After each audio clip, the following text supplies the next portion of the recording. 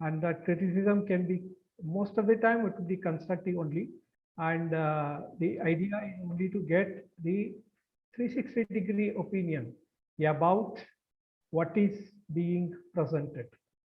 So coming to the technical feasibility from that particular angle, if I take a role of devil's advocate on business proposals, what is the objective of this particular exercise?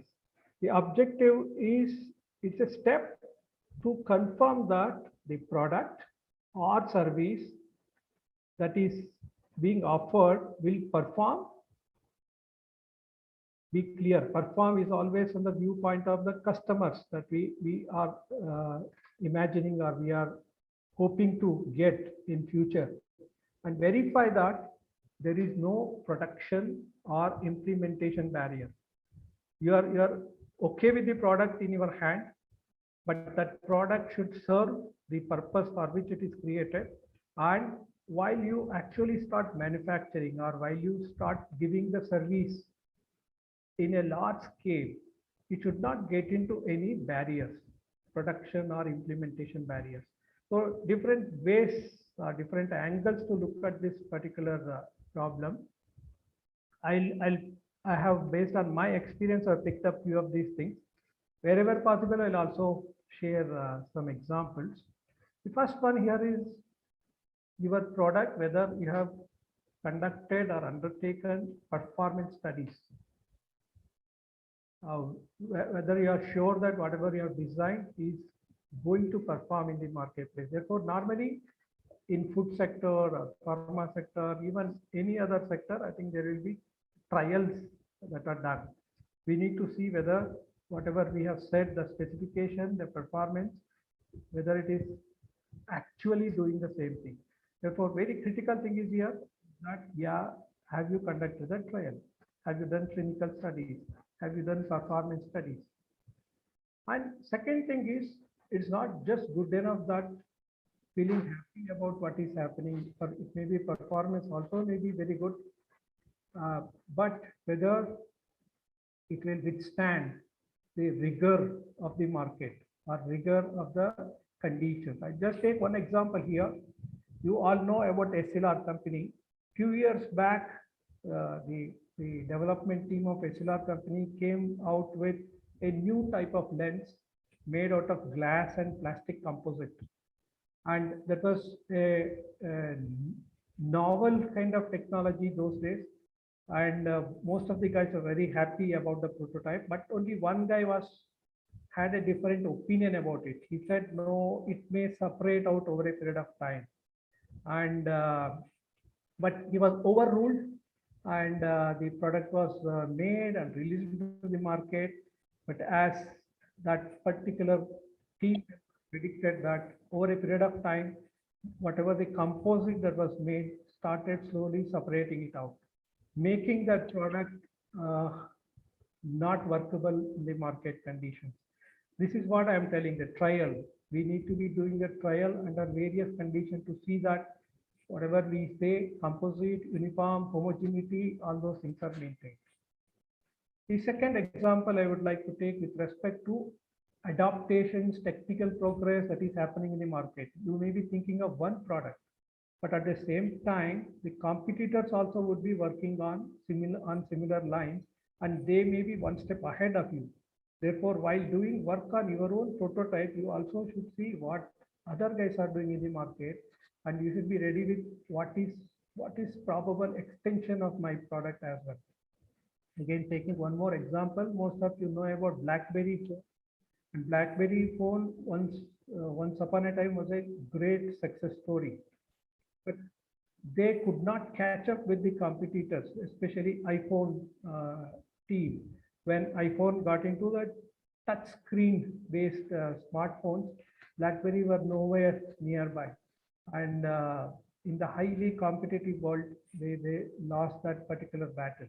Therefore, while doing the product, you also should see what is the technological process that is happening elsewhere and try to be in pace with that. Moving on, when we talk about from prototype to production scale, you need to be thinking now itself what are the infrastructure that is required, equipment that is required, material from where you need to buy raw material, what are the type of manpower required, skilled manpower, normal manpower, laborers, and what is the overall capital that is required. Because each of these things may become a hurdle afterwards.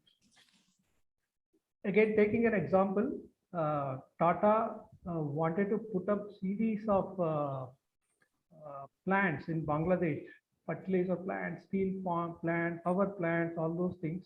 Sometime back, all mega plants supposed to be set up in Bangladesh, but it was shelved halfway because government of Bangladesh could not guarantee them the supply of natural gas as a fuel for this particular initiative. Therefore, the issue of material becomes very, very critical in any project. This is just an example. Same with infrastructure or equipment, you need to be thinking about those things right away. Capital is very important. What is the funding that is required? How are you going to get it? That also need to be looked into. The third thing is scale up issues. Because whatever you do, single unit manufacture or pilot scale manufacturing, when it really goes to large scale, same conditions that are used here will never work. You need to be on the robust process design for manufacturing. You also need to be very clear on what is the input and output. And sometimes we have seen in chemical industry, food industry, and all those things, some of the things which are not at all thought about in the beginning. For example, when large scale production happens, you need to be having dust collection system. You may have to put up a scrubber system. You may not have thought about what is the power requirement for the plant. What are the, how actually we process large quantities of water which may be required for the plant. So your own project, your own product, you should be able to think and imagine what are the things that is required when you actually do the scale up. Therefore, it will also become part of your total budget exercise, the capital budget, later on working capital requirements, all those things get connected. The next issue is the regulations. Whatever product you think of, whatever service you think of, there are regulatory controls, regulatory management over and above all these things. Therefore, you need to be looking into the regulatory and licensing that is required. Some of the examples I would like to give, any food related thing, you need to be going through FASA license. Pharma, all of you are aware, pharma actually developing a product itself will take a lot of time, but it also need to get a regulatory approval, especially drugs controller. Any agriculture input, Dr. Shashidhar will be speaking on this later on, in terms of say fertilizers or soil nutrition, you need to get approval from state agriculture department. Factory license is common. Any production activity, you need to be getting factory license. And pollution control board clearances. There are 3 categories: green, orange, and red category, depending upon type of product that is manufactured. You should be aware of these conditions and requirements and be part of your project proposal. And any plant material or any microbial species, anything living, if you touch, there is something called Biodiversity Act. We need to take permission from this, because this act has come into place to protect the biodiversity of India, especially herb, plant material, microbial species, safeguard flora, fauna, and also people depending on that those plants and species in the forest area. Moving on, something we normally forget about is you can hear me, right? Yes, sir, we can hear. You're audible, sir. Please continue. Okay.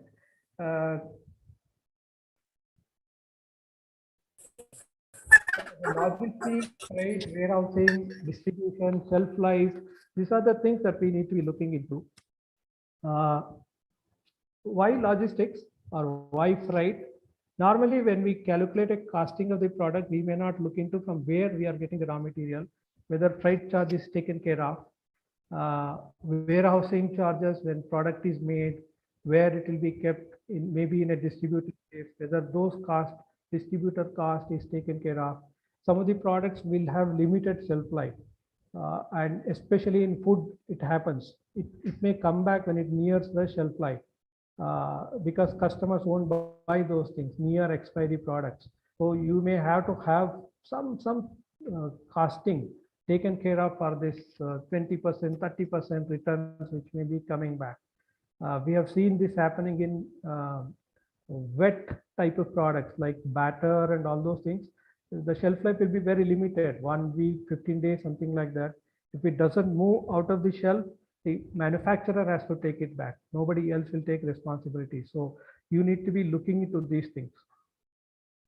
And again, giving one example, a company called pets.com raised $110 million fund, an ambitious plan of supplying equipment and premium diet for pets.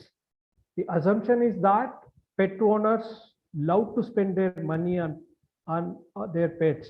However, this assumption appeared to be not completely true, and very high cost of transport and logistics forced them to offer the product at higher value, but customers were not buying it. Then they went for discounted prices. That was not profitable at all. Finally, they closed the shop. Therefore, these are not directly product related, but these are all the fringe elements which adds to the cost. So you need to be looking to these things from the viewpoint of technical feasibility. Next point is impact on environment and safety risk. This is more and more these questions are being asked. Your product or the process, is it affecting the environment? The sustainability of the products, the effect on environment, sustainability, these are the things being looked into very seriously. Again, you may recall recently Sterlite copper plant in Thoothukudi, Tamil Nadu. It was closed because of environmental concerns and also effects on the community who are living nearby. The safety issues is another major thing. In fact, as today I was reading in paper somewhere in Bangalore, there was a blast of a boiler in a food processing unit. If that boiler, the safety thing is not looked into, these kind of risks will be there. Therefore, your project all should look into all the safety angle as well. Coming to the last point, sometimes things may turn in a different way without our issues or our contribution to the problem. The geopolitical conditions. Generally, we need to be aware of things that is happening in the environment, the geography, the location, the whatever local panchayat or taluka, the political conditions. One big example is the Tata Singur car plant. A lot of money was spent on that particular project, but finally it was not allowed to operate in that particular place for different reasons. So, I mean, it may not be very important for you right now, but you need to be aware of what are the macroeconomical things, political things that is happening around while working on your project. So I think I have been able to share what I wanted to share. Thank you so much. I will wait for question and answer session. Thank you. Thank you very much, sir. It was quite informative, as you said. Students ನೀವೆಲ್ಲ ಕೇಳಿಸ್ಕೊಂಡ್ರಲ್ಲ, ಹೆತ್ತವರಿಗೆ ಹೆಗ್ನ ಮುದ್ದು ಅಂತ. When it comes to business, investment ಹೋಗುತ್ತೆ, ಅದ್ರೊಳಗೆ ದುಡ್ಡು involve ಆಗುತ್ತೆ. So ಹಾಗಾಗಿ ಸರಿಯಾಗಿ ರಿಸರ್ಚ್ ಮಾಡದೆ, ಸರಿಯಾಗಿ ಯೋಚನೆ ಮಾಡದೆ, ಸರಿಯಾಗಿ ಫೀಡ್ಬ್ಯಾಕ್ ತಗೊಂಡೆ, you cannot enter a market, is what he was trying to say. And also, it's not just about the product, it's also about statutory issues that you have to take care, and also environment. So, I mean, economy, the environment, business environment, you nodkonbekagate anta heltare. It was very informative so much. And now we have one more. Before that, I would like to welcome many juries and also, faculties who have logged in now. To mention a few, Dr. Purushottam Bang and Devdasan, Mr. Devdasan is here, Suresh Kumar Dorerai and Ushanagras, who is also going to talk today, And also we have Rajaram Krishnamurti, Shubha Ganesh, Jai Chandra Aradhya, Uma Sharma, and also Shravan Gurutur. Welcome you all, and let's go to our next session, that is Dr. Shashidhar, Dr. Shashidhar, who is going to talk about market feasibility again on a different aspect and a different view. And to say a few words about him, he's been a global ambassador, and also chairman for the same committee, RID, that is Rotary International District 3190 2021, and also advisor Agriculture Committee of Rotary RID 3190 2021. He's been, which I would also like to, with pride, I would like to say that he's been a professor of genetics and plant breeding and biotechnology from the same university where I have also, done my master's, and he has also been a professor, and I know him to that level. He's, in short, we can also say he's been a Pitama of agriculture, one of the Pitamas of agriculture, what I can say. To talk about his business ventures, he's been CEO for Cultiva Agritech Private Limited, and also CEO of Intera Agri Ventures, both agri startups, and other things. He has specialized in his domain in various aspects, maybe tissue culture, molecular markers, and microarray analysis, advanced plant breeding, international crop information system. He has patent issue, and also specialized in patent issues in agriculture, and professional career. He's been a professor, research assistant to a professor in Agriculture University, Bangalore, which I just mentioned. And he has published more than 100 papers, published in papers in journals, conferences, seminars, and articles in newsletter articles, and also bulletins. He's published and other. He has some chapters in books and reports, and and also the website. He has his articles being published, and he has attended various conferences. Maybe it is in India or in overseas, maybe China or Philippines, and other countries where he's talked about his work in the field. And basically rice biotechnology is a major forte, and he has organized national and international workshops, again in Bangalore, National Rice Biotechnology Meet, and also root biology and MAS strategies for drought resistant improvement in rice, and also MAS workshop in phenotyping, breeding, and molecular breeding for drought tolerance is also one of the workshops that he's organized in Maharashtra. And he's mentors quite a few people, and his special expertise that I can talk about is expert committee member. In his mentorship that I have to talk about, he's an expert committee member, National Initiative on Climate Resilient Agriculture, Research Advisory Committee, REAC, member of Sugarcane Breeding Institute, Coimbatore, Research Advisory Committee of Seri Biotech Institute, Bangalore, IBSC member, Monsanto, India, IBSC member, Dow Agri Sciences, Hyderabad, expert committee member, Karnataka Information Technology Society, Karnataka, Government of Karnataka. Sir, welcome you on board, and over to you. Thank you, Ashita. Thank you, Radhakrishna sir, for the excellent foundation. I'll start sharing my screen. Let me see, share. You can see? Yes, now we can.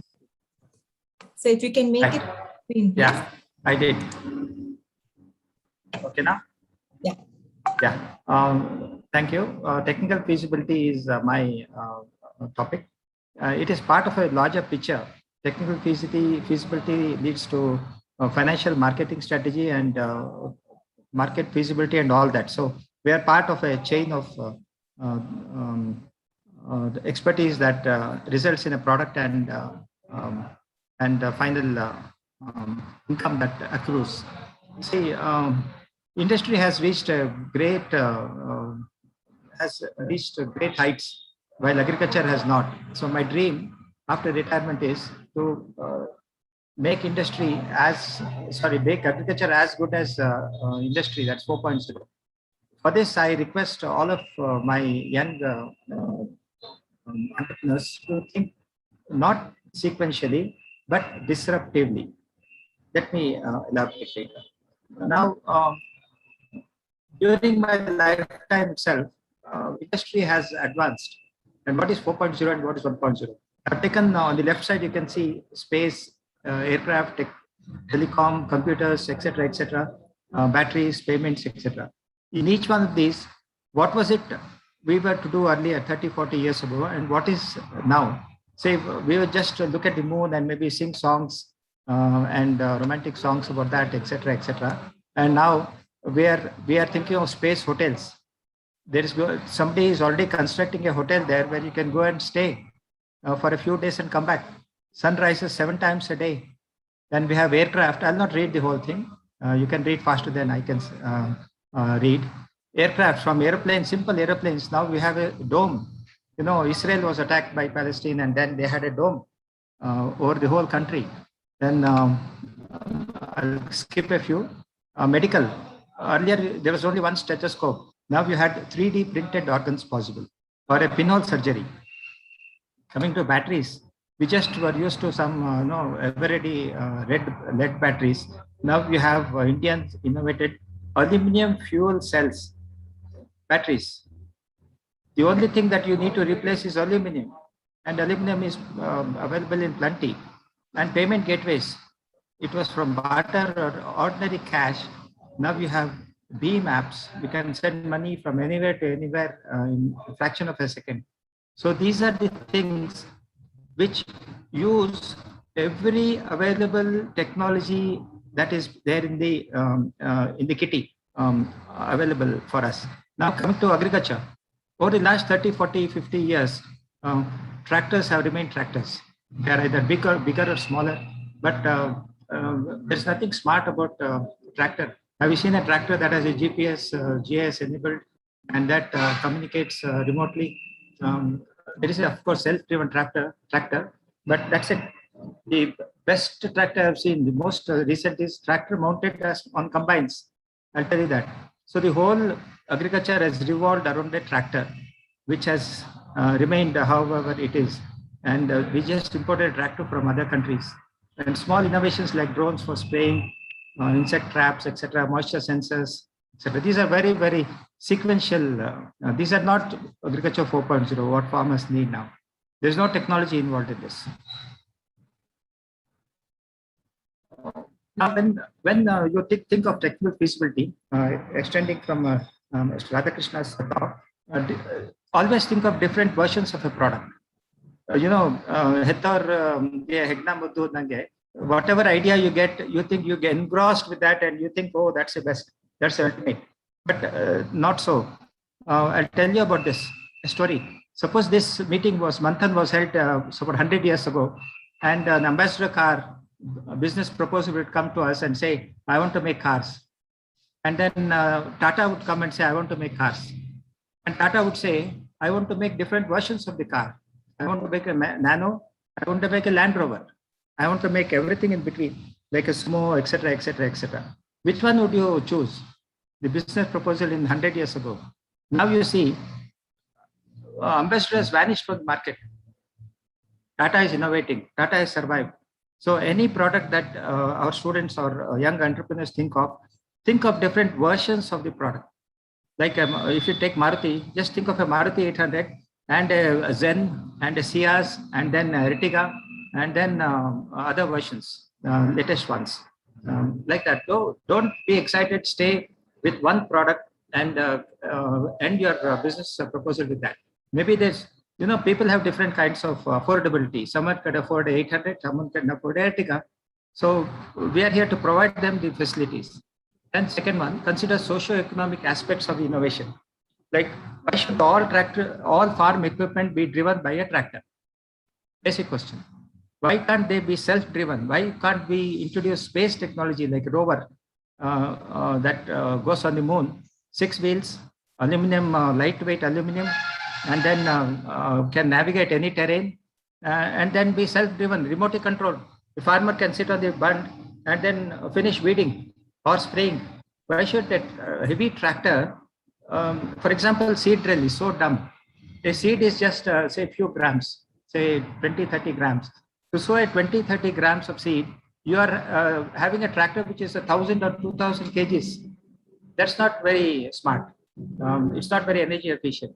Now use all the tools and techniques available, all available in across domains.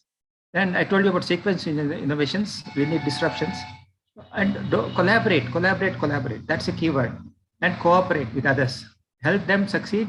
They will help you succeed. And this is not a word for competition. Everybody will like to see you succeed. Like if Vicky is doing, Vicky wants you to succeed. And 1, 2, 3 prize is just a cake that is given. Everybody is successful if you learn from what is going on. And act global, but think local. So India was a leader 1,000 years ago. We were the best in the whole world. Time has come to regain our leadership in the world. Now we are the best in the world. We were the best. We're going to be the best. So think like you are a world leader and achieve leadership.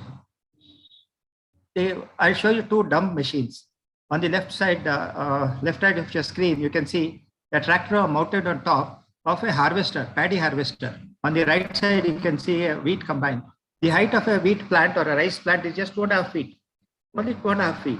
And see the machine that is used to harvest it, maybe 2, 3 tons. And even in a rice plant or a wheat plant, the effective grain zone is only about 0.5 feet. That's called a panicle. So can't we have a Maruti 800 size harvester? We can just separate the straw and the grain and just put it in a bag and let it on the field. Why do we need? Actually, we are compacting the soil enormously by using this much of weight. Again, you need a tractor to open up the field for sowing next crop. So we are creating a problem and trying to solve it. So, and this machine on the right is very, very problematic in Punjab and Haryana. You see, it causes Delhi disruptions in Delhi, visibility problems. It is causing global dimming of 5% over Mauritius. Where is Punjab? Where is Delhi? And where is Mauritius? So the problem created by one machine, and it doesn't even cut at the base of the plant. It leaves 3 inches, and then people just burn it. So inefficient, dumb machines are abound in agriculture. So please apply, make the agriculture machines smarter. Then we have a cancer train. I told you earlier also in another talk. Wrongly designed sprayers, the environment and the sprayer, the person who is spraying. And then there's a famous cancer train that goes from Batinda to Bikaner. Just go to the counter and say cancer train, they'll give you a ticket. Because people, this is problem with the machine. Everybody sprays a crop like this. So this guy is spraying a crop. He's walking into the spray. Can we design can you think of a machine that sprays behind this person at least? And have a system of monitoring it, rearview mirror or something. I'm not an agriculture engineer, but some smart sprayer where the spray liquid doesn't go into the person's nose or body. And this is it. So think disruptively, think different versions, and use all the available technological advances in IT, in space, say materials, lightweight, 6-wheelers, self-driven vehicles, autonomous. We need autonomous weeders, autonomous sowing. There are two proposals that I can relate to. One is injection seed drill. That one, there's one business proposal. There's only one version. There's so many crops. Ashita knows there are horticulture crops which have low spacing. There are agriculture crops which are big spacing. Can it be adjusted to every crop? Are the holes fixed, or is it adjustable for crops? And then market feasibility of machines. There are custom hiring centers. Every farmer need not buy a machine. There are custom hiring centers. So hiring is an option.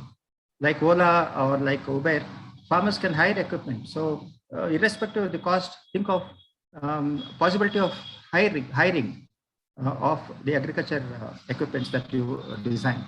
Thank you very much.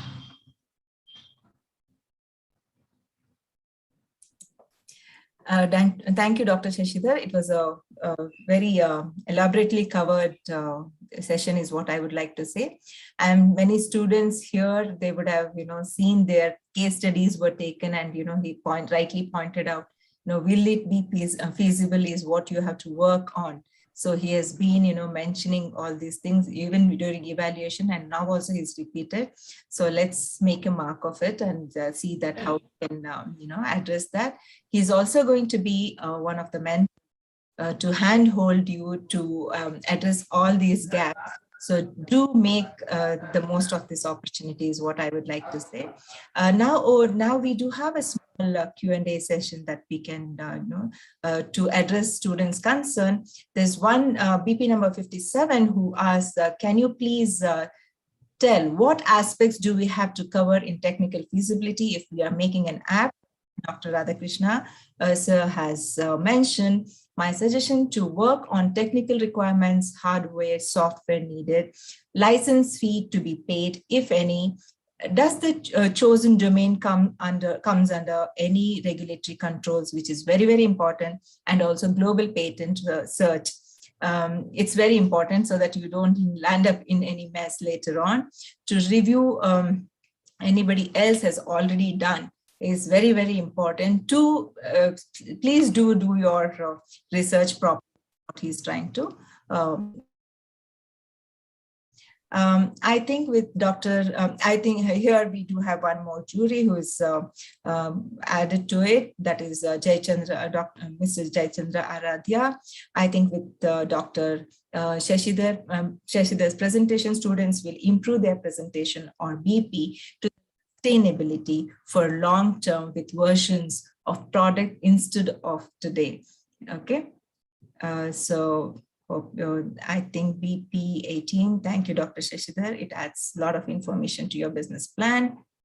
Yes. Now, if we can, if anybody wants to ask any question, they can type it in the chat or raise your hand. See, there's an option called reactions. So where you can actually show thumbs up or raise your hands and things like that, so that you can ask your questions, so that we can unmute and please ask questions. Hope by now you would have made your note of questions. If there's anything, please do mention it.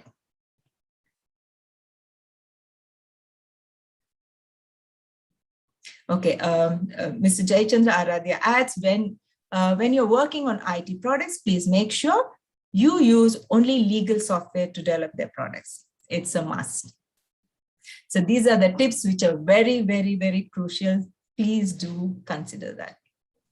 Okay, so Ashita, yes, sir. There was a question regarding global patents. Yes. Actually, there is nothing like a global patent. Every patent is confined to geographical area of a country. First point. Second is, if you are seeking information on already patented versions of your product or idea patented, you can go to WIPO, WIPO website, World Intellectual Property Organization. In that website, you can find anything and everything that has already been patented. So just go like Google. That is more, WIPO. That is more specialized, targeted information on and curated. Everything is authentic. Google is not authentic. Anything can come out in Google. But in curated websites like WIPO, you get only authentic legally usable information. So WIPO is a good site. Oh, this is very crucial information. Students, please do make a note of this. So if you can, type the same thing in the chat, the website, so that, it will be easier for them to make a note also. Thank you so much. So if there's any more questions, please do ask. Otherwise, we would like to move on to the next one, because we are already ahead of time. I mean, we have lost a few minutes. And so next one is market feasibility. Here with us, we have a lady who has been continuously contributing to this workshop in identifying the faculty and shortlisting them, based on the requirement and things like that. That is none other than our FKCCI member, that is Srimati Ushanagras. She has over 30 years of experience in practicing management and financial consultancy, and she's been advising industries in growth and restructuring strategies. She's also a trained trainer for financial management and entrepreneurship development. Right. She's a multifaceted personality. She started her career as a lecturer in physics, and later moved on to become a senior management in a nationalized bank. And then, as I said, she's right now she's a practicing management and financial consultant. She's been advising industries in growth and restructuring strategies. She's also a trained trainer, and she has received numerous awards and citations for her excellence in diverse fields. One of the committees, she's on the committees and advisory boards of several professional and trade organizations such as FKCCI, which you all know, and also Awake, etc., and has been featuring in several programs in print, audio, or visual media. She carries with her a rare admixture of strength, competence, and core values in all her endeavors. She's the founder and vice president of Srimata Mahila Sahakari Bank, Niyamita. This is a very astounding accomplishments of hers, and she is a founder, and she has an enviable track of records of excellence in diverse fields as a banker, entrepreneur, consultant, financial and personal empowerment of women. She is associated with the bank since its conceptualization and leading the bank with her vision, and bank with the vision and the innovations to newer and greater levels of social usefulness.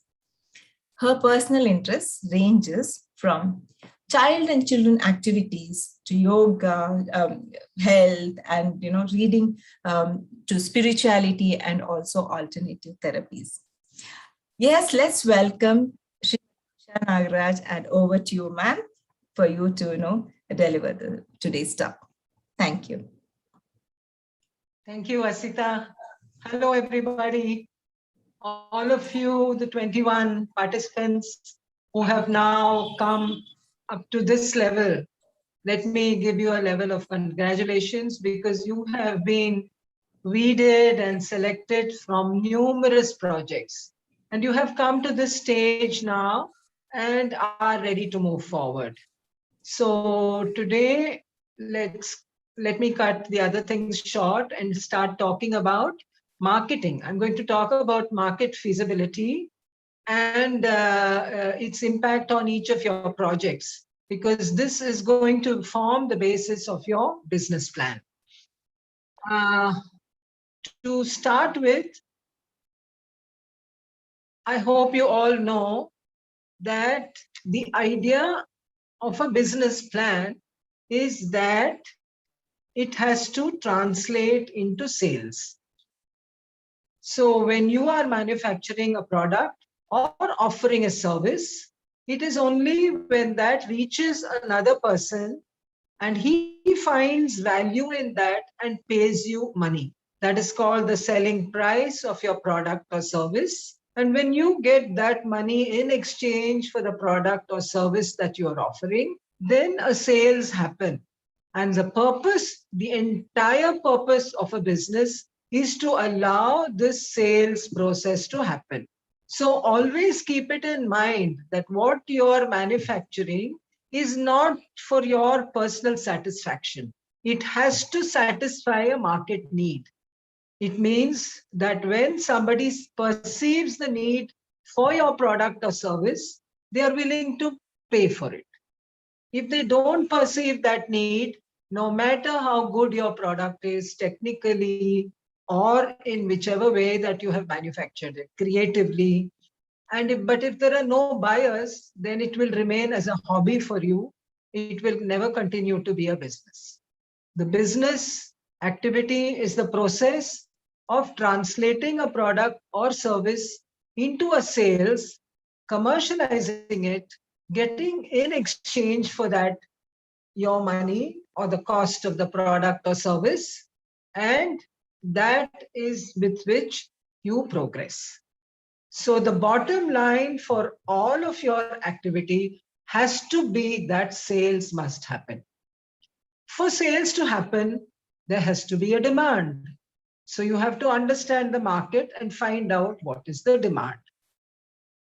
Now, if you're talking of a product like, let's say, a pizza, all of you know that there is a demand for it, right? Everybody likes pizzas. But if you go into manufacture of pizzas or production of pizzas, how are you sure that what you manufacture or produce is what people will like? There may be a demand, huge demand on one side, and there may be good production. You may be doing the best of pizzas, but how do you know that the two are going to match?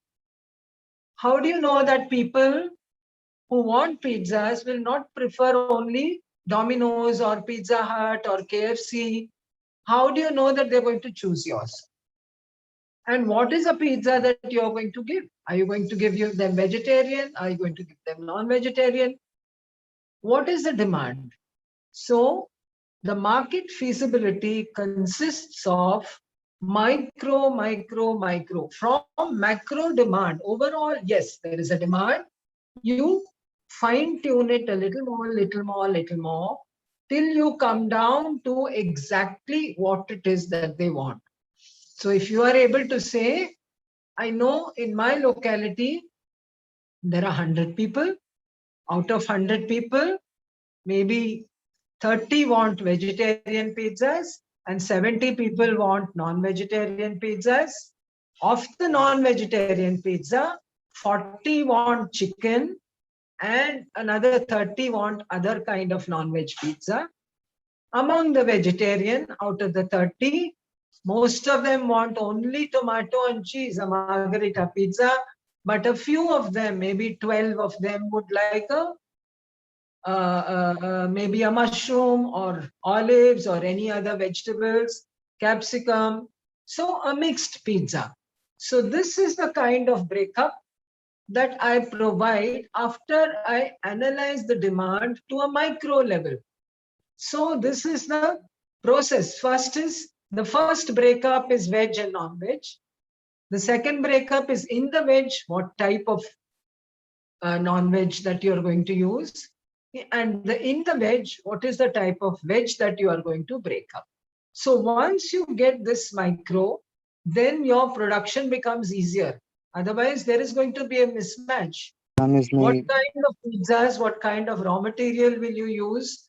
You will either have leftover of chicken and spoilage and wastage, which eats into your profit, or you will not be able to fulfill a need. Suddenly there are 60 people asking for chicken pizza, and you will run out of pizzas because you will only be able to service 30. So being able to gauge the demand, understanding micro, and trying to match the two together, that becomes your sales. And to be effectively able to do this, sales is what you will develop as a marketing strategy, which the next speaker is going to talk about. But understanding this should form the basis for your entire business plan. Because once your sales plan is decided, it's only then for that kind of sales, you decide How many workers do you need? What is the infrastructure that you're going to need? What are the equipment that you need? What is the capital that you need? What is the support systems that you need? What is the distribution that you're going to do to reach your product to the market so that the demand, the need of the person is satisfied in a very happy way? Always remember that the purpose of business and entering into sales is to satisfy a need. Whenever you are not having sales, you go back to the basics and find out what is it that I am not doing? Why are my sales not improving? Is the product wrong? Is the market wrong? Is the price wrong? Or is the distribution wrong? If the product is wrong and nobody likes it, if somebody wants a red color sari and you're trying to offer green,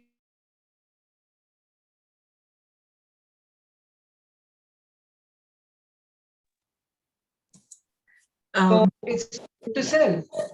You have to look either for the right product or look for a different market. If your price is wrong, if you're trying to overprice the product, then obviously people are, maybe they will buy it once or twice, but not after that.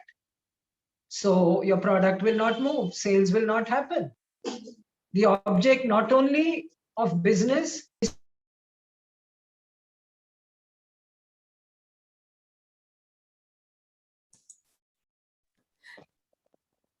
on a continuous basis, so that means there must be a repeat sales. There has to be a repeat sales, so that that's when you know that your product is moving in the market. If the price is too low, then obviously your products are going to get sold, but then you're not going to be making profits.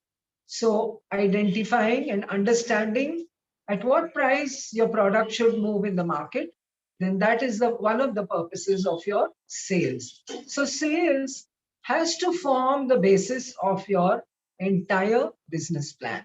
It's only when you're able to say that, yes, this is going to be my sales in the first year, this is going to be my sales in the second year, and this is going to be my sales in the third year, that you will be able to clearly then make the rest of the plans for your business plan.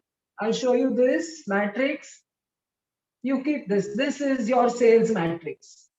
Product 1, product 2, product 3, or service, whichever you're offering. In the first year, you try and list down what is the quantity that you're going to do, what is the rate at which you're going to sell, and what is the value that it is going to produce. And this total, you may be having 2 or 3 versions of the same product, or you may be having several different products which are associated with each other. At any rate, if you list them down and make a matrix like this, the total at the end gives you your sales for the first year, second year, and third year. When this forms the basis, you will then know to do this sales, what all do you need? How many labor do you need? So if your sales are 100 items, then you will produce maybe 110 or 120, allowing for wastage and allowing for stocks to keep ready to dispatch. So to produce 120 pieces of any particular item, how many people do you need? How much equipment do you need? How much raw material do you need? How much other distribution processes do you need? How many people for marketing? How many people for admin? Are you going to have the same person to do this? These are all the questions that will come up, and you should be able to answer that. And if and when you find the answers, that forms the next stage of the business plan. And then you write down the expenses for that. And once you have the expenses for that, then you will know that, okay, how much are you making here by sales? How much are you spending totally to get this kind of sales? And what is the difference? So when there is a positive difference, obviously you're making a profit. When there is a negative difference, obviously you are at a loss. But one thing I would reassure to you, I've seen thousands of businesses in my career, and I very, very, very rarely do any of them make profit in the first year. So if you are making your projections, try and make it realistically. You don't have to show a profit just to create happiness for somebody. No, you can show a loss and say, okay, the second year, maybe I will break even. Maybe third year, I will make a profit. Or second year, I will make very little profit. And third year, I will make more profits and repay whatever losses that I have made in the first year. So be practical and understand what is the kind of profits that you can make, what is the kind of loss that you will have. Because when you know what kind of loss you have, then it becomes easier when they're talking about the finance, you will understand that that is the amount of finance you have to keep ready, not just for your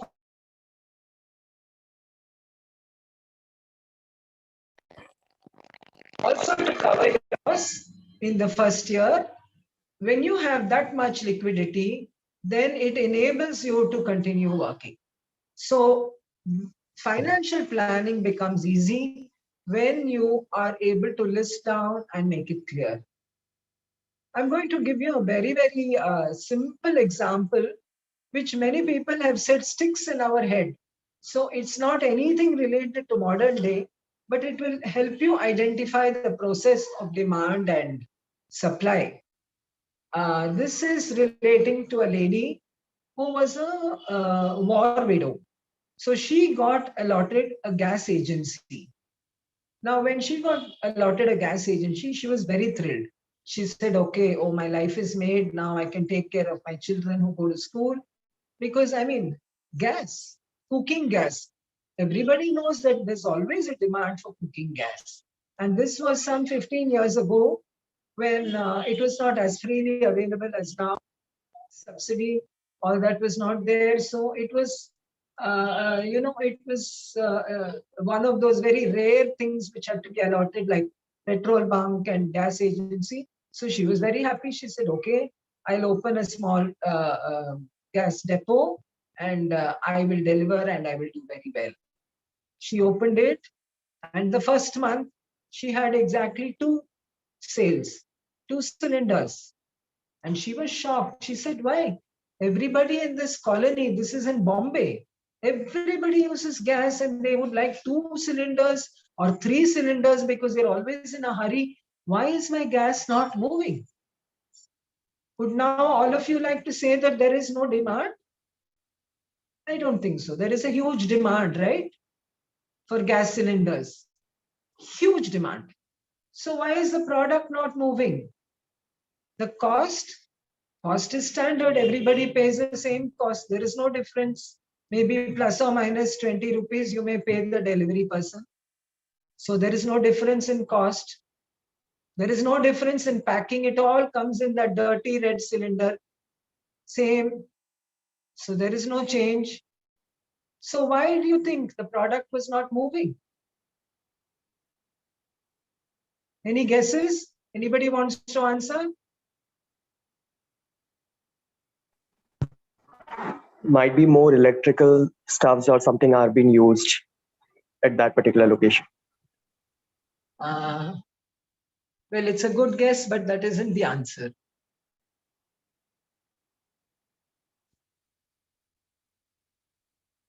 Because everybody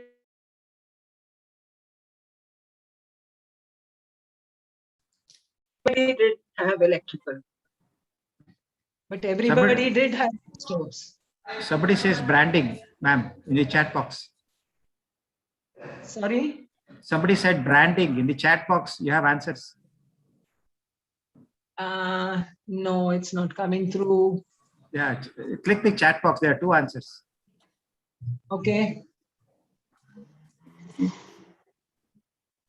Piped gases, piped gas. Yeah. No, this was 15 years ago when even cylinders were difficult. Okay, let me quickly come to the answer because I have a little more points to cover. It's very, very simple. Demand is there, but I said sales is about satisfying a need. In Bombay, everybody leaves for work by 8 o'clock, right? So if you want a cylinder and she is open between 10 and 5, who is there to take the cylinders? In the colony, there were only 2 people who were housewives who were taking cylinders. And they could take it at any time during the day, so they bought from her. But the rest of the people were away at work. So while there is a demand on one side and while there is supply on the other side, the two were not matching. I'm giving this very simple example for it to stick on your head. Whenever you find that you are not having sales, just remember the cost or the product or the demand is not matching for some reason. And you have to identify what is the reason it is not matching. So she went around the block, spoke to everybody, and they all said, oh, we are happy to encourage you, but we go off to work. You can't allow, we can't leave the cylinder outside. We can't take the full cylinder, somebody will take it. So they all said. So she then went on and decided to close it during the day and open it from 5 o'clock in the evening to 9 o'clock in the evening. And the first month that she did that, she had a sales of 383 cylinders. So on the way back home, 6 o'clock, all the women would tell her, ring her up and say, okay, now I'm back home, can you please deliver? So she had to engage another extra boy to go and deliver it in the evening. So she had to incur little expenditure. She bought a moped. At that time, I think it was a TVS moped or whatever. And then he had to modify it to carry 2 cylinders at a time. And she had to pay him extra so that he could do the delivery between 5 and 9. It was a very simple problem and a very simple answer. But if she had not bothered to find out, she would not have had any sales at all and her business would have crashed. But she would have continued to say that, oh, but gas has such a huge demand. I can't understand why my gas cylinders are not moving. And the women would have continued saying, we always need gas and there's nobody to reach it to us when we need. I wish somebody would give it to us in the evening so that we could finish quickly cooking by morning and then leave for work by 8 o'clock. Suddenly at 8 o'clock, my gas finishes and I don't have an extra cylinder. I struggle. So this matching of need with demand is a very, very important part of sales. So whenever you people are trying to reach your product to the market, do a survey, give free samples if necessary, take a feedback, find out what people are saying. And when you're giving it free, remember that the feedback will always be good because people love free products. But when you are charging for the same, they will find at least some 10 different problems. And if you are doing research only to solve all those 10 problems for the whole of the first year, you will be doing research. So you have to decide at which point your cutoff is there, which are the areas that you can modify with the customer feedback. If all of it can be done, that is the best. There's nothing like it. But if you can't, then you have to decide, being the head of the company, which is the cutoff point for you to do your modifications. And then go back to the market and reach it out so that you are sure that now the product goes out into the market for sales. And once the sales happen, you have to ensure that the sales is not just a bill that is written. The cash exchange must happen. You must collect the money.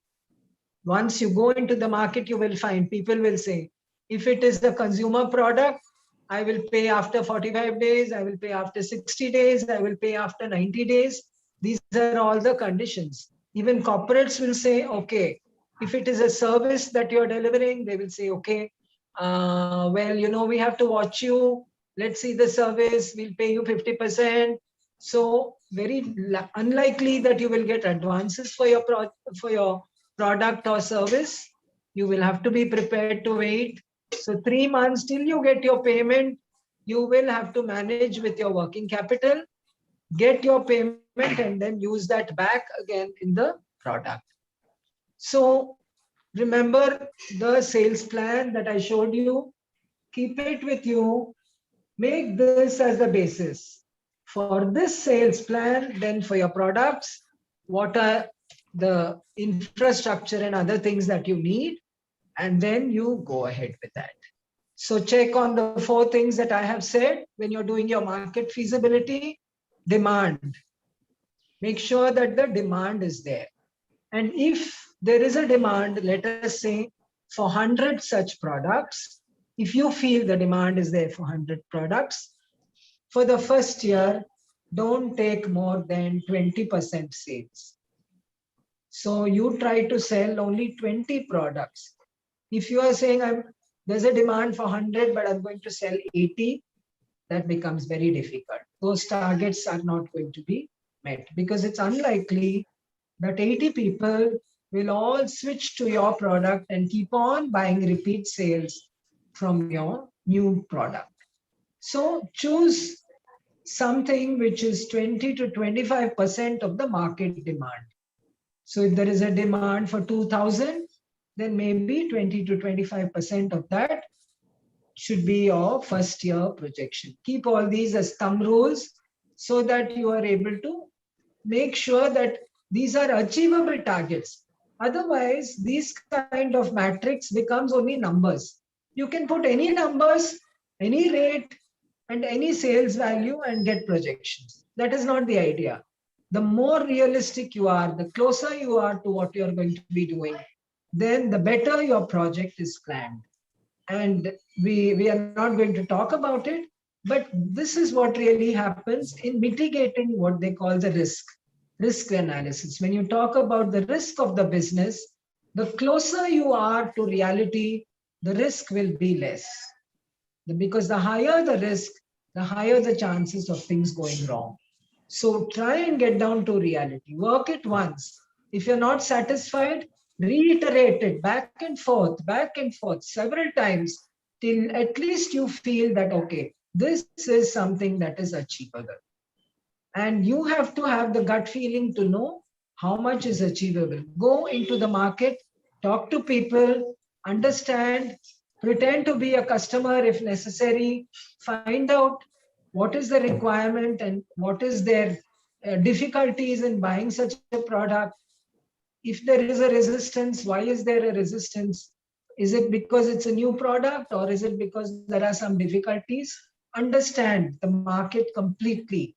And the more you understand the market, the more you can be sure about mitigating the risk in your project. So this is what I wanted to talk about feasibility. I want you to be clear about your sales and how you're going to reach the product or your service to the market.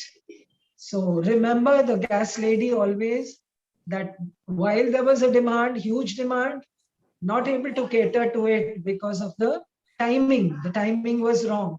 Product was right. There was a demand. Price was fixed. There was no doubt about all that, and everybody needs it. Nobody has any questions, but still the product did not move. So like that, you will have to identify if your product is not moving at some point in time. Don't lose heart. Go back to analysis. Is the product wrong? Does it need a change? Is the quality wrong? Does it have to be upgraded? Or does it have to, be a more common product that can reach more people? Is the packaging wrong? Do I need to package it better? Is it catering to some need so that people will come and buy it on their own? Or how do I reach it? Once you know how you have to reach it, then you will know your advertising strategy, your marketing strategy. Should it be distribution? Should it be through a marketing plan? Who are going to be your marketing people? All these will clearly fall in the minute you know and understand your market. Okay? So remember this when you are doing your business plans. start with this sales, and then you move on to your marketing strategy, then you move on to finance. And once you know the sales, to what kind of market you're catering, your marketing plan will fall into place. Do you need advertising? Do you need flyers? Do you need posters? Do you need a distribution network? Do you need retailers? Do you need distributors? All this will automatically fall into place. And then you will know how many marketing staff you need and what is the expense for that, which you can add on to your profit and loss cost account. And then you will also have for that how much administrative staff people you need, and your go down if you need a go down, if you need a production facility. So your infrastructure needs will automatically get decided by this. So formulate your sales plan, understand the market and the nature of the demand.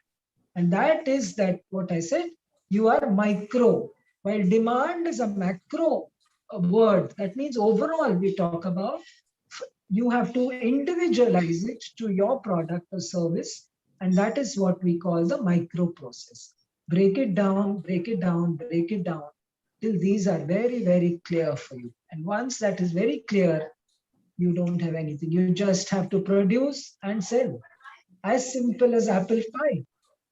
I wish all of you that you become millionaires like all the American unicorns and the new ones that we talk.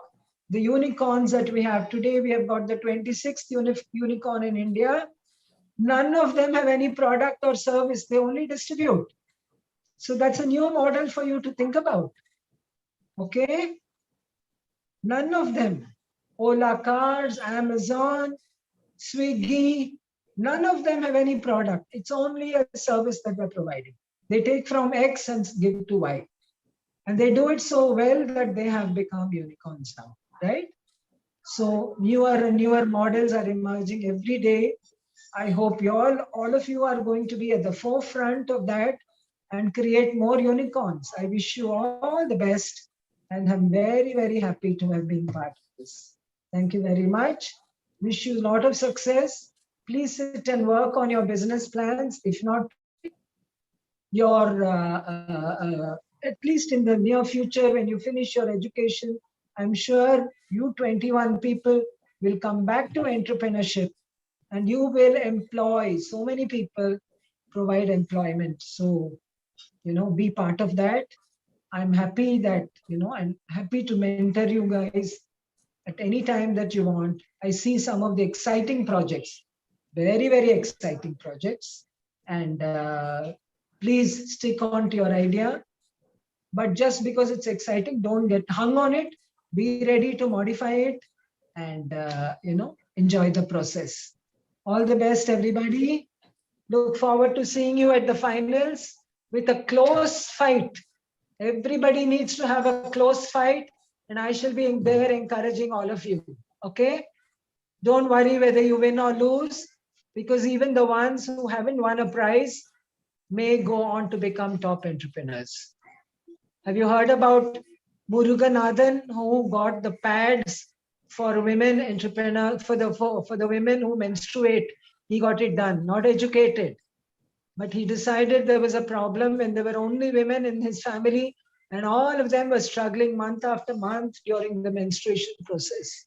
He said, I must do something. And he manufactured pads and started distributing.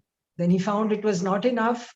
So he went on to manufacture machinery which would manufacture these pads and started selling those. And those became a huge hit. So see what is the need, identify, be part of it, get closely into the market and demand, and be there. Be there as first as millionaires, then billionaires, and then the unicorns. FKCCI will celebrate 21 unicorns when all of you become that. Wishing you all the very, very, very best. Please go ahead. Thank you very much for giving me this opportunity. Oh, thank you very much, Srimati Ushanagras. It was excellent session is what everybody is commenting the same, and thank you so much for touching upon the crux of any business and taking deep into real business environment and the issues that we need to be sensitive and watchful about. And also, giving live simple examples where, simple things that, make a big difference in any business, for any business, is what I would like to say. We have with us Rajaram Krishnamurti, who is our next speaker, who is going to talk about market feasibility again. And to introduce him with a few words, he has been a managing partner of Brihaspati Ventures LLP. Prior to starting this venture, he had a career lasting for 2 decades with Coffee Day Group of companies, and he has been the director for Way to Wealth, and he has been instrumental in creating the retail chain of financial advisory boutiques for Coffee Day Group, with a pan-India network across 21 cities, 60 offices, with 1,000-strong team of certified financial advisors. The company, under the brand Way to Wealth, attained a very credible investment as advisory tag, with under administration of over 4,500 crores and 1.5 lakh captive investor base. During 2001, Mr. Rajaram Krishnamurti played a pivotal role in structuring in a joint venture strategic partnership between a Prudential Asset Management Company of UK and Way to Wealth. It enabled Prudential AMC UK to take a significant share in the venture. Over 25 years of experience in Indian financial market, Mr. Rajaram Krishnamurti is steering Brihaspati Ventures LLP to be dominant investment advisory company by strategically positioning in 3 important segments, that is consulting, funding, and asset creation. The company is currently in the midst of syndicating one of the largest mergers and acquisitions transactions of a listed company through structured equity. The ideal size, when completed, will be in excess of $1 billion. Brihaspati Ventures LLP's prime focus going forward will be to identify, nurture, and fund new entrepreneurial minds across industries. Special focus will be on technology startups, affordable housing, energy, and agriculture. Brihaspati Ventures LLP is a very strongly networked with institutional investors, predominantly from the financial capital of India, Mumbai, and has direct access to wide network of ultra net worth family investors having large investment appetite. Mr. Rajaram Krishnamurti is a graduate in finance with specialization in economics, taxation, and accounting from Bangalore University. Also has a diploma in systems analysis and COBOL. And has community service. He has joined Rotary Bangalore Rajmahal Vilas in 2000 and has served the club in various capacities and was also the club president during Rotary year 2018-19, and is currently serving the Rotary District 3190 as a director for Rotary Foundation. Let's welcome Mr. Rajaram Krishnamurti to be our next speaker. Over to you, sir. Thank you, Asita. Good evening, all. Firstly, I would like to thank Dr. Radhakrishna for inviting me. Though a short notice, and also today time given to me was 20 minutes, but I'll try and concise it to 10 minutes. It will be an extempore. I'll be speaking more on not finance. I've picked up the topic Cafe Coffee Day, because that's where I spent my entire career, the corporate career, at least the professional career. And like you all, the 21 of you, where I see the project profile, student profile, agriculture, technology, engineering. I'm also seeing plastic for upscaling and things like that. I was also an apprentice when I started my career with late VJ Siddhartha, way back in 1989. I was also sitting in one of the boardrooms like you all, or in a classroom like this, and understanding the nuances of what business is all about. So 10 of us in the office, including 2 office boys, we are talking about what next, because predominantly Siddhartha started his career in 1984 with 5 lakh rupees. Please note this, with 5 lakh rupees borrowed from his parents. He ventured, he came to Bangalore as a coffee planter from Chikmagalur. He came to Bangalore, but he wanted to explore other avenues of business. So he got into the capital market. So I was very lucky to have been with him from 1989. Why I chose Cafe Coffee Day is VJ Siddhartha himself was a brand. Everything else around it was strategy. So I was fortunate, lucky to have met a visionary. Having been with him for 21 years was probably my lifetime experience.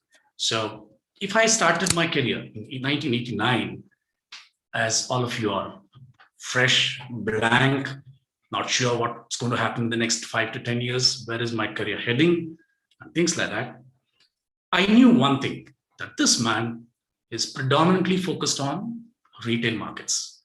So I knew he was in the financial services business, but having come from coffee background, I'm sure one day he will look at how to make coffee global, or if not global, why not India?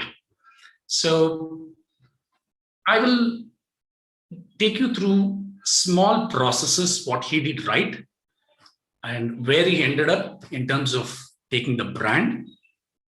It will help any of you today, though it is a mentoring session, they say, but I would request Dr. Radha to give access to all of these budding entrepreneurs to meet up anytime I'm available, both in terms of mentoring and also see if we can raise capital for the wonderful business initiatives you all have conceptualized.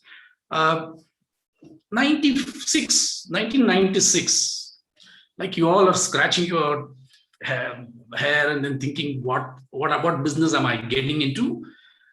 Somebody met Siddharth in Singapore in one of the cafes, and knowing Siddharth's penchant for observing and then trying to implement was very high. So he met his friend in Singapore in a cafe where he could see people browsing internet. And his friend said, "Hey guys, you are a coffee guy. Your ancestors have been in coffee. Why don't you go and start a chain of cyber cafes?" So he said, "Fine, let me try. Let me look at it as a great option." Predominantly, it was in the 5-star hotels where you will be charged per 30 minutes some enormous amount of money to browse internet and sip coffee. So he came back, conceptualized, and felt that first I need to create a brand. So the Coffee Day emerged in 1996.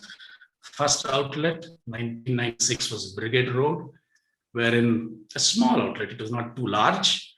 Predominantly the customer base, the focus was youngsters, 18 to 25 years target segment. He wanted them to come, sit with their friends, chat up, browse internet. At that time, internet browsing was craze, and people were taking tokens and waiting for their turn to come to browse internet. And half an hour was probably 100 rupees or something like that. And coffee was again charged. So the concept of getting the youngsters in, making them look at coffee seriously as a drink and browsing internet was a strategy. So that's when the Cafe Coffee Day brand emerged. The idea was to have a good ambience, all the outlets to be located ground floor, no franchisees, to be owned by company, and every 2 kilometers was the strategy to have a cafe, which is why it over 29 states, there were about 1,700 outlets. So the branding was essential. The reason being, it was a cult being formed, that how do we take being to beverage. So the coffee bean became a beverage and it was talk of the country. So if I have to talk to you all, don't get disheartened when you write a business plan. Don't get demotivated when your investor rejects you. 99 out of 100 are going to reject you. But one investor might look at you and your concept, look for that guy, but go to 100 meetings. Don't get disheartened, discouraged after you have met 5 or 6 or 10 investors, potential investors. Why I'm saying that is, when this brand was pan-India expanded, the branding was, as I said, it was in the ground floor. Every 2 kilometers, there has to be a cafe, irrespective of what profitability was there or not. So if I have to just briefly tell you, 25% of the cafes were super profits. They were making super profits.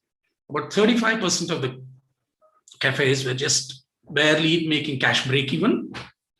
40% of the cafes were a washout. It was being funded by the cafes making profits or subsidized by the group to make sure there are 1,700 outlets running across India, 29 states, basically to make sure if you're a retail guy, go deep. So there was a time when coffee globally was, the penetration levels were only about 2%. But after the CCD was born and it grew into a large retail cafe outlets, the consumption grew to 6% in India year on year. That was pretty large compared to what the global standards were. And there were 3 important things. 3 A's: affordability, because before Cafe Coffee Day was born, there was probably Barista, which came after Cafe Coffee Day, but otherwise it was only in the 5-star hotels where you could browse internet and sip coffee and go. So affordability was there. Accessibility, every 2 kilometers there was a cafe. And acceptability, it gave a new meaning, new opportunity for youngsters to come there, sit, enjoy their time, and feel good about the brand. There were brief meetings to happening, business meetings, and sip good coffee. So if your cappuccino was 60 plus whatever taxes, quite affordable at that time when it was introduced compared to a 5-star hotel. And the branding again was, the focus of the group was to concentrate on coffee. So to give the best coffee to the people who buy. So all else, if you go to a Cafe Coffee Day, you would have bought a cappuccino at 70, whatever. All else in the outlet was outsourced. So predominantly the focus was on coffee. So including the branding cost, whatever strategies you worked out to sell the brand Cafe Coffee Day or the coffee drinking habits in India, the cost including branding, when I was there, whatever I could understand, was not more than 18 rupees per maybe a cappuccino, let's take for our discussion's sake. But it was sold at a super profit at 60, 70. That was the only product in a cafe which was making super profits. So the focus was on that. And the group had access to coffee estates and the coffee curing works and getting the supply, what is necessary for these outlets. And also group ensured that they were into coffee exports. They also went into retail, positioning the brand. That was again a strategy to make sure you take on in the coffee segment, powder coffee, fresh and ground, Kothas and Leos of the world. They were there. Then if you want to go and see what the brand strategy in a corporate could be, it could be again Coffee Day Express. If you go to a campus like Infosys and any other corporate, Wipro, there was a Coffee Day Express. And a couple of more, like Coffee Day Launch, where even the family went and they could have lunch. So those were the concepts which came later. But vending machine is another concept where each of the Kirana shop had a automated machine to give you coffee. What does this tell? This tells about the brand and its strategy to convince its investors. I heard Dr. Usha saying that you may not make profits in the first year. I say you will not make profit for 3 to 5 years. So friends, go and tell your investors on the project which you have chosen, convince them. That convincing capability, you go back to your drawing board and make sure in the segment you are, pick up a core and then streamline your focus deeper and stick to it irrespective of what the world tells around you. Focus on that, convince the investor. 3 to 5 years, if you're not able to convince the investor that you're not going to make profits, but you're going to give them a fantastic enterprise value, I think you should not be in that business. So you should be able to convince them that 3 to 5 years, this is the brand. Like Dr. Usha was saying, the unicorns of the world today, people do write good things, bad things about the valuations today, but that's the norm. I mean, we have to go with it. The times have changed. Probably if Siddharth was around today, he would have looked at similar concepts. In fact, he had bought a logistics company, Sika, in Chennai, predominantly for this technology-driven delivery business. He had 1,700 cafes. How would you deliver a coffee hot? How would you deliver food through this the logistics company? That was the idea. So he was already transiting from a brick and mortar. How do you then get into a technology mode? And then how do you deliver customer the same food what is available in the cafe at home, including the coffee, the hot coffee? How do you serve it at home? So if I have to tell you why it's important to speak about the brand strategy is when you go to an investor, if I have to speak specific about Cafe Coffee Day, Siddharth had the convincing capability with the investors to say, I'm a coffee man. I know about coffee. That's my brand strategy. Now I want to go retail and make India aware of what coffee drinking is all about.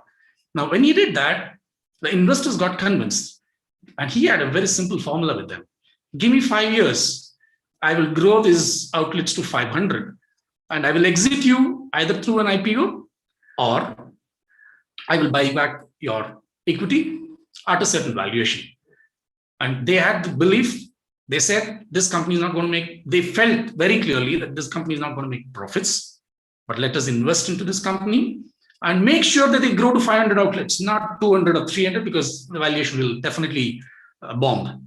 So 500 outlets, not making profits, but good reach and good number of youngsters now looking at a new concept, gets you a valuation, wherein fourth year he goes to the investor and tells that if you want to exit at the end of the fifth year, I want to buy it back, or I'm finding a new investor. So he goes to the second investor and says, 5 years back, I was zero. Today, I'm 500 outlets.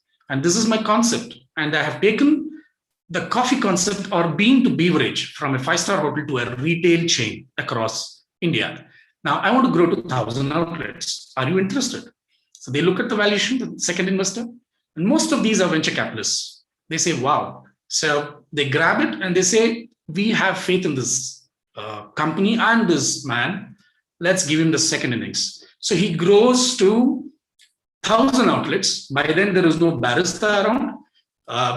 Starbucks has just entered, but far away, not anywhere near catching up. And he grows this brand to 1,000 outlets and more cities and more number of people to access and make it a habitual thing to drink coffee. And he goes back again at the end of fourth year and tells the second investor, I'm buying out your stake, and goes to the third investor and say, I want a further 5 years renewal in terms of, I want to grow this to 1,500 outlets. So finally, it grows to 1,700 outlets in India, and saturation point comes. And the next investor will be an IPO, because venture capital is not find valuation at 1,700 outlets. What I'm trying to tell you all, create an idea and create a value around it. That's enterprise. And if you don't have enterprise value in your blood, if you're just looking at a finance team working around you and then looking at administrative profits, don't get into business. Take a job, be happy, your parents will be happy. And I think the society will also be appreciative that you're well placed. But if you want to get into business, take big risks, because equity is all about either we all drown together or, like Dr. Usha said, unicorn. So the other thing I want to just touch upon, before I conclude is, in your budgeting, keep about 8 to 10% as your branding cost, marketing cost, advertisement cost, because this is going to be a huge debate in your boardroom where they're going to say, no, cut costs, cut corners, we can't spend too much money, we cannot just buy billboards, or we cannot spend on ads and things like that. But stick to it. If you believe you have a product which needs acceptance by large mass, I think you need to budget that. And year on year, I think you should set aside about 15% for branding, advertisement, if you can. I mean, most of the large companies, they do that. So before I conclude, I will conclude with Coffee Day as a story or as a brand strategy which worked. And I was proud that I was a part of the group, though I was in the financial services part of the business. Probably I can talk about financial services in another session altogether, how we grew the retail markets in India. But tagline, a lot can happen over coffee. Now, a tagline for your business, I think you need to think through. You need creative people in your team. Build a team. I think the people, more than the money which comes in, this is the resource. I think it is the what is important is the people are, the human capital is important. And the mission was very clear with Coffee Day to be the best chain, coffee chain, offering a world-class coffee experience at affordable prices. So I hope I've covered most of it, but I just made some notes. I came unprepared for this meeting, but what little I could speak, I spoke. If I have to just make just the last, Asita, I know you're looking at me to close it. I'm sorry, but I think I heard most of it. Yeah, over to you. Thanks. If there are any questions, I'm ready to take, but I'm also willing to talk to you all when you all emerge victorious or shortlisted on 3rd September. I'm there. My coordinates can be taken from the organizers. Thanks, Dr. Radha again, and FKCCI team for giving me this opportunity. Thank you. Thank you very much, Mr. Rajaram Krishnamurti, for sharing your Coffee Day experience very well. I personally would say that, CCD is a very good case study for an analysis for either success and failures of business and strategies and things like that. Okay. Students, I had requested that, you could make your, questions ready, keep your questions ready. If you have anything we can ask, and the faculties are more than happy to answer that. I do not see, okay. See any questions here. If there's any questions, if you can raise your hands, you can unmute yourself and ask.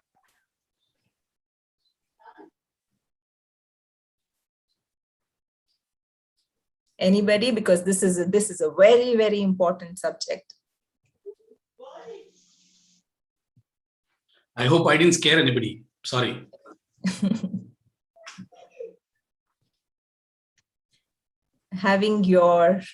Knowing your market is really, really important. If you have any doubts, if you goof up here, the entire thing is going to, collapse.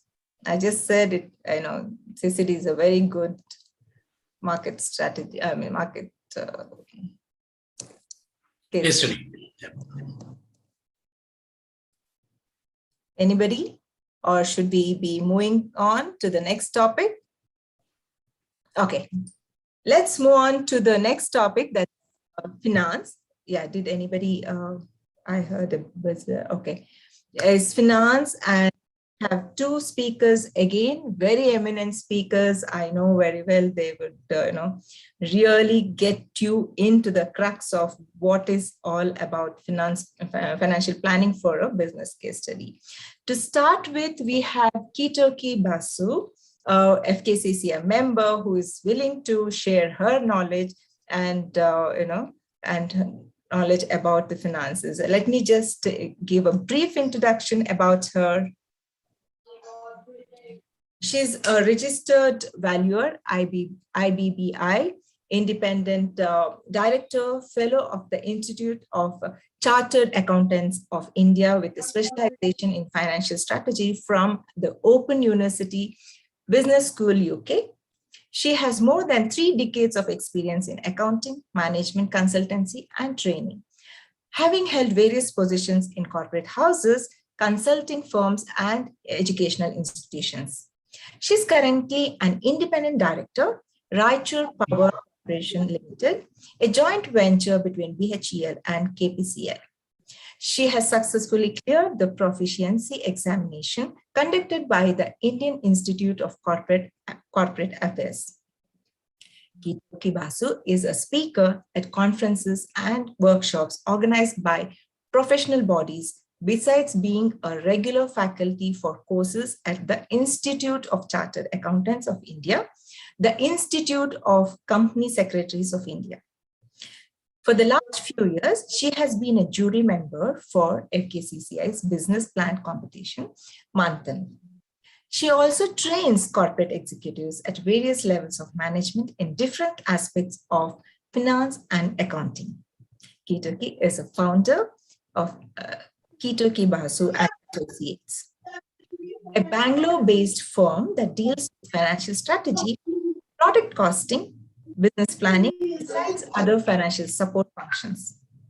The firm works with organizations of diverse functions, from startups to size and assets organizations in the finance functions. This is our speaker now. I'm over to you, Mrs. Kitoki Basu. Thank you. Thank you, Asita. Pleasure to be here. I've been associated with MANTHAN for a long time. So given the short time that I have, I would straight away get into the presentation. I just share my screen.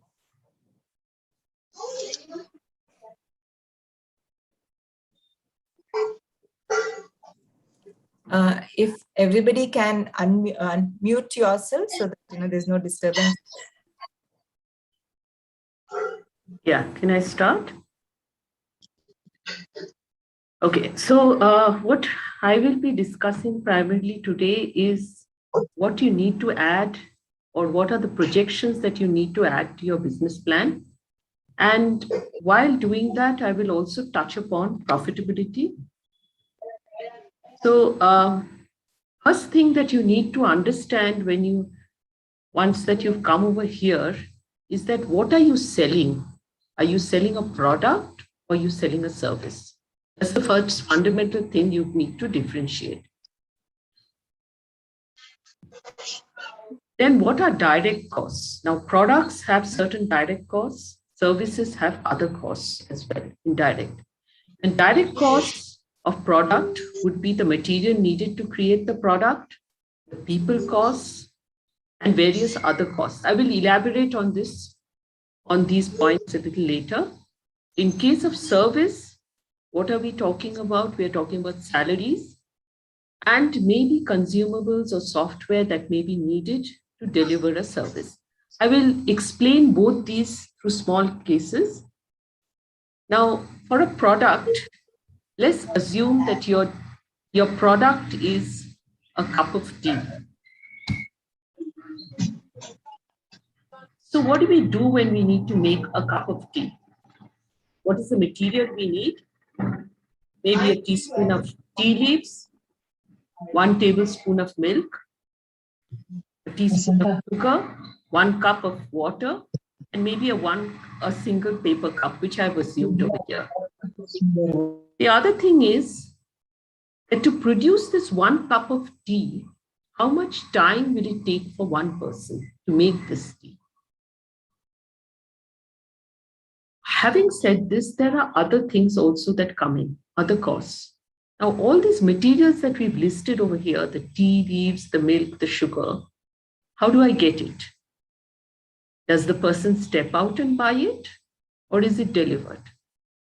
Whatever it may be, there will be a cost associated with it.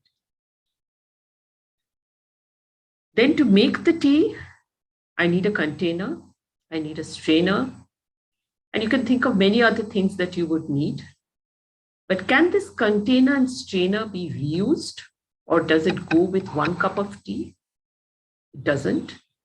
So I can keep on using it to make several cups of tea. But how many? That's the question. I need fire, a stove. And how does the stove run? Does it run on gas? If I have a single cylinder of gas, how many cups of tea can I make? So this is basically my direct cost of a product, to make a product. So what is this 1 cup of tea? This material is the material cost, all these materials, these 5 things. Then the people cost is the person's time at 10 minutes. Maybe he gets a 10,000 salary a month. For 10,000 in a month, how many hours or how many minutes does he work?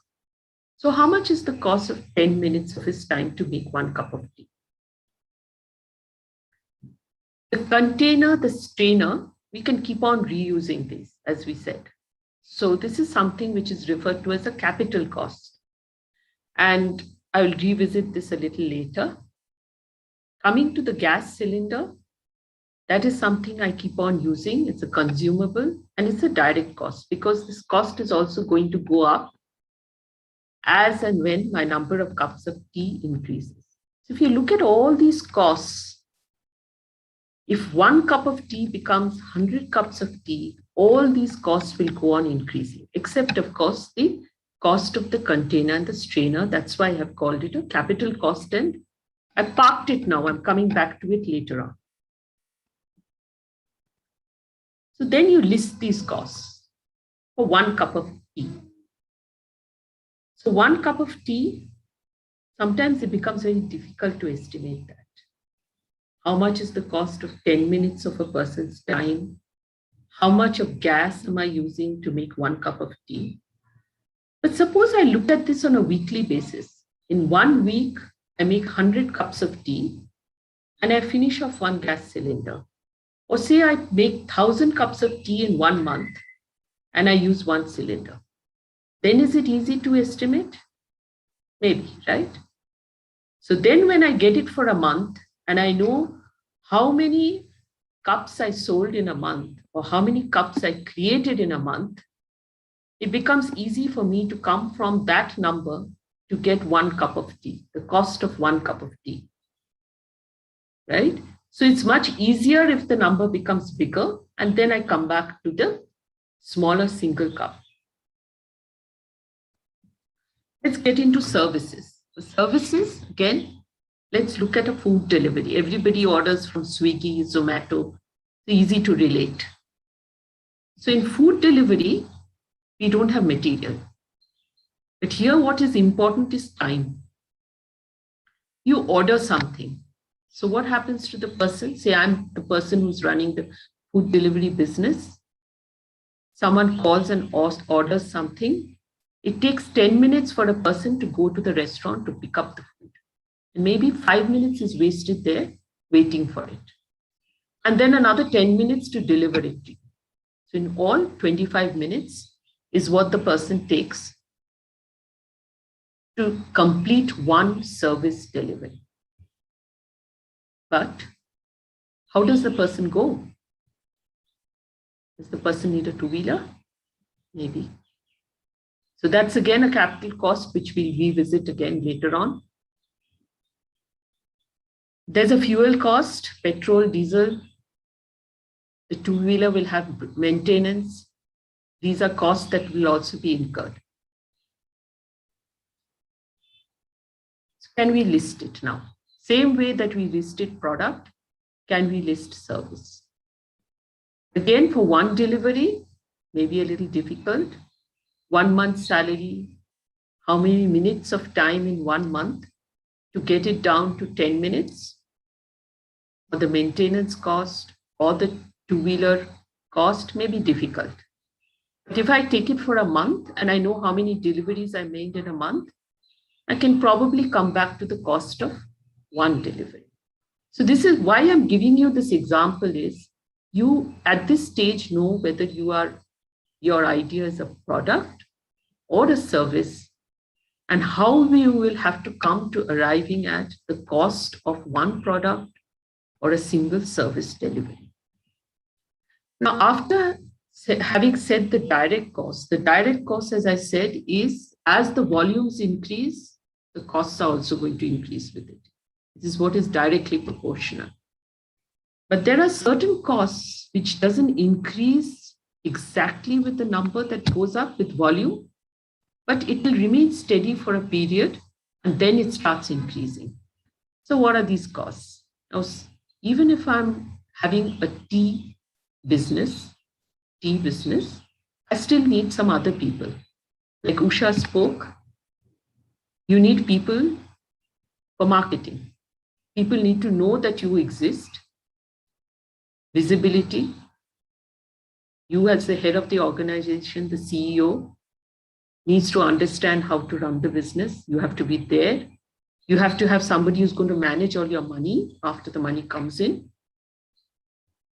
Then where are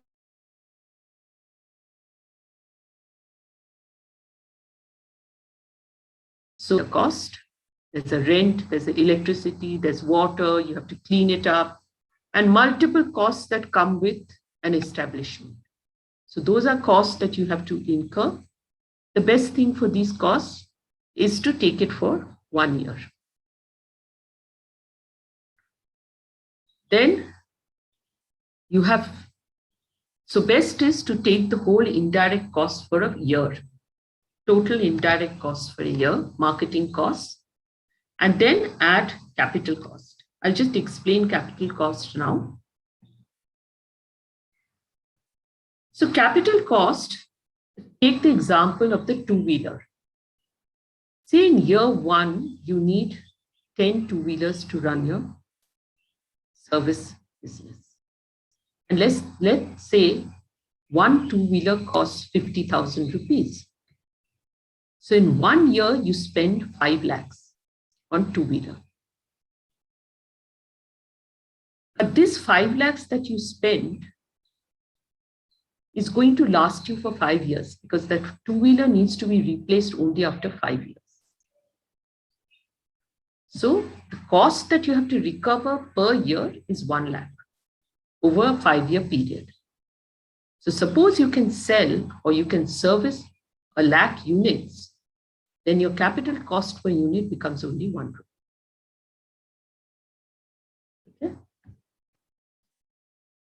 Next comes the question of profit. Okay, so why do we need to know profit? We need to know profit at this stage because your total cost plus your profit is going to give your selling price, which is really important. So Usha told you, how many do you sell multiplied or how many do you produce multiplied by selling price will give you your sales. So how do you estimate profit? Okay. So now, as far as profit is concerned, my suggestion would be to look at the industry average of the profits of that industry for which your idea, product idea or service is there. Now, also remember, the people in the industry currently are people who have an advantage. They have gone in before you. You are getting into the market.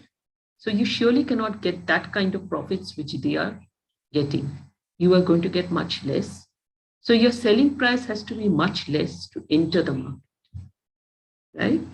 So how do you get into the market? One of the ways to get into the market is to have an innovative product or to have a lower selling price, some way in which the customer will come to you and not go to somebody else. So what do we mean by projections and what projections do we need? So we generally here for the business plan purpose, we want a 3-year projections. So you need to estimate how many units you're going to produce or sell in 3 years. And it has to go up year on year. If you're making 10,000 year 1, it has to become higher in year 2 and still higher in year 3. The reason being that you are in business, you're there to make money, to make this successful. So therefore, you have to look at the numbers increasing. And as Usha said earlier, there could be rejection. So what you produce, you may not be able to sell all of it. So some of the ones that you don't sell will come as a cost for you. Then, as we earlier spoke, the direct cost part of it. So direct cost will keep on increasing as you produce, and you know the unit cost of direct costs, as well as the total indirect cost for the whole year. Now try and tabulate this for the 3 years. A is going to be the number of units you're going to sell, which could be a delivery, it could be a service delivery, it could be a product. Then what is going to be your unit selling price, which you've already derived before. If you multiply A into B, you will get your sales. And if you multiply A into your direct cost per unit, you will get your total direct cost for that year. And then you add to it or subtract from sales the total indirect cost for the year. So your total cost is basically direct cost plus indirect cost, which is F, D plus E. And if you subtract F from C, you will get the total profit for the year. So whatever you estimated as a unit profit, if you divide it by the number of units sold, you will be able to get your profit per unit. But this is something you may need to work on.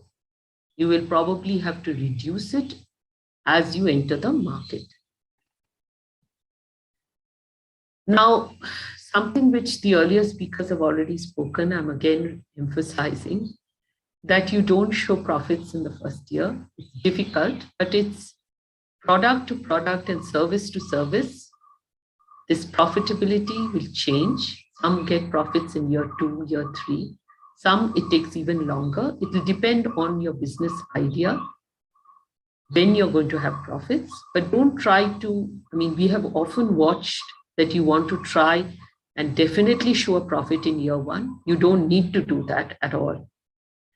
But definitely over the years, in the 3-year projection, your sales has to increase. And if you're running at a loss, the loss has to decrease, or loss has to be converted into profit, depending on what you have, whatever is your idea of product. Now, once you've got a fair idea of this, the next thing that happens is you need money. Because first of all, that product or service is still an idea. You have to build that idea. You have to test that idea in the market. It has to be accepted in the market.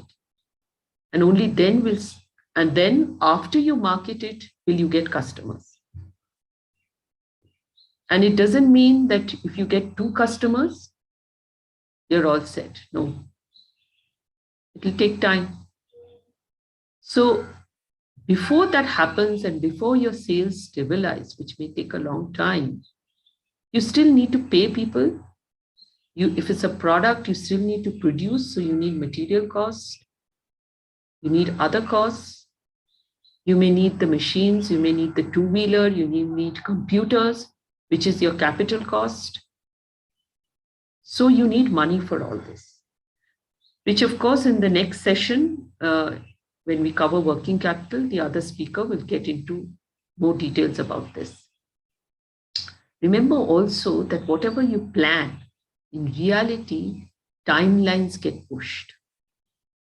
You may plan that you're going to start in 6 months, but in reality, that 6 months may become 8 months, maybe 10 months.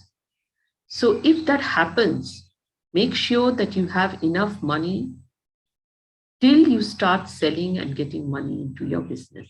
You should have money for that period.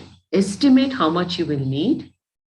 And if you need to take a loan, remember there's an interest on the loan that has to be factored in. And that is also something which gets added to your indirect costs. Now, finance can get really complicated, but over the years we have seen how much actually students can grasp. So I've tried to keep it as simple as possible so that you can understand what we are talking about. And there is one more concept which I will cover, but after we have finished with the Q&A. If you have any questions, I'll take those questions first, and then I will explain one bit more. Yeah, dear students, hope you have some questions that you would like to discuss with the faculty. She has really done a good job of explaining in detail with a hypothetical, a case, which should give a probably a template kind of an example for you where you can, substitute that with case business plan. I'm sure you will have something to ask. Daksha, can we unmute all of them for a minute? If there are any hands raised. Okay, I see a question over here. Can you give a simple example? Return on investment and net profit over a year. Okay, so here net profit, just 1 minute. Net profit is what you see in the last line, G. G is basically net profit, and return on investment. What is return on investment? Simple language over here. Return is the profit that you got after, if you have an interest also. So here your net profit is your return, and the investment is the total money that you put in, which I'm talking about later on. How much money do you raise? How much money do you get? You get it from friends and family? Do you get it as a loan? Whatever it may be, it is the total money that has gone into the business. So the profit that you earn from the business divided by the total money that has gone into the business will give you the return on the investment, which is as a percentage. Hello, ma'am. Good evening. Yeah, tell me. Isam from BP 149. My question was like, how to estimate the initial investment, whether it's a cost involved in the first year or making like estimates for 3 years, then it's a cost involved in 3 years, or how it is? Yeah, so here, if you look at this chart, I mean, I'm sure Umesh can share this PPT if it helps you. So if you look at this table, you will be, at the end of it, you will get a profit or loss at the end, right? Now, if you're getting a loss, it means that your sales is not covering your costs. Is that bit clear? Just keep yourself unmuted, okay? So if your sales minus your cost is coming to a negative figure, that means that you have not earned enough to cover your costs. Is that fundamental thing clear? Yes, ma'am. Okay, so that is one part. Now, as I said, I've kept it very simple, but Usha did touch on one more thing, is that sales and getting money. See, when you actually go out into the market to sell, especially if you sell to a bigger player, a big corporate or somebody, they will say, I will not pay you upfront. If you go to a shop to buy a piece of paper or 10 pens, you have to pay cash and you have to buy it. But suppose I'm a business that buys 2,000 pens a month. I will not give 2,000 rupees, 2,000 pen costs immediately. I'll tell him I'm giving you business for 2,000. So I pay you after 1 month. That's the difference between collecting sales and making sales. So we haven't got into so much of complications because in the past we've seen once we bring all that in, it gets more and more complicated, and most of you are not from finance background, and it gets really difficult. Some can grasp, but not all. So what I would suggest is that when you have a profit or a loss at the end, if you're getting a loss, definitely that is the amount you have to cover. Plus, if you have this loss running for more than 1 year, you have to sum it up. That is the amount of money you will minimum need to start the business. Plus, you should keep a contingency because let's say your sales don't come immediately, which won't come. Suppose there's a delay of another month. then I should also factor that in. But this part of how much money you need to plan and how to plan it is coming in the next session when you talk about working capital. How do you actually plan it? Okay, is it a little clear to you now? Yes, ma'am, it's clear. Yeah, you need to add all the losses that you incur plus a little more to make sure you have that much of money. Okay, thank you. Okay, and see, often we see that you are put in a loan as a means of financing. But remember one thing, loans are not very easy to get from the bank. And for startups and new businesses, especially for service businesses, it is not very easy to get bank loans. You can get unsecured loans, but that carry very high rates of interest. So you should look at where you can get money from, whether it's from friends and family in terms of equity. And so all those are factors you should look into, right? Any other questions? You can unmute yourself and straight away ask the questions of typing it. Anybody? Otherwise, she would like to continue with her session. I think probably you can continue with your session. I think there's one more. What are the factors? Question. Yeah. Best selling price for a service or product? Okay. See, there's nothing called best selling price here. See, what happens is that, as I've told you earlier, where is that? Here. So now, see, selling price is again something which I think Usha touched upon, is something you know the reality of it once you get into the market. You will probably put a very high margin and start, but once you start selling, you know that the party from that end is not willing to pay the price you want to ask. So at this stage, when you're submitting it for a business plan, competition purpose, as I said, look at the industry and take a very conservative assumption of the profit, because those who are already there in the market have a huge advantage as compared to you. So, but you also make sure that whatever you fix as a selling price, keeping a small margin, you're able to recover your costs in this little bit of time horizon somewhere. Okay. Any other questions? Yeah, I think that's about it. So there's one bit more that I'll cover before I hand it over to the next speaker. That is this bit, which I deliberately kept it to the end because it can get really complicated. That is, what is inventory or stock? Okay, so if I go back to the product of a single cup of tea that you were making. So here there's tea leaves, there's milk, there's sugar.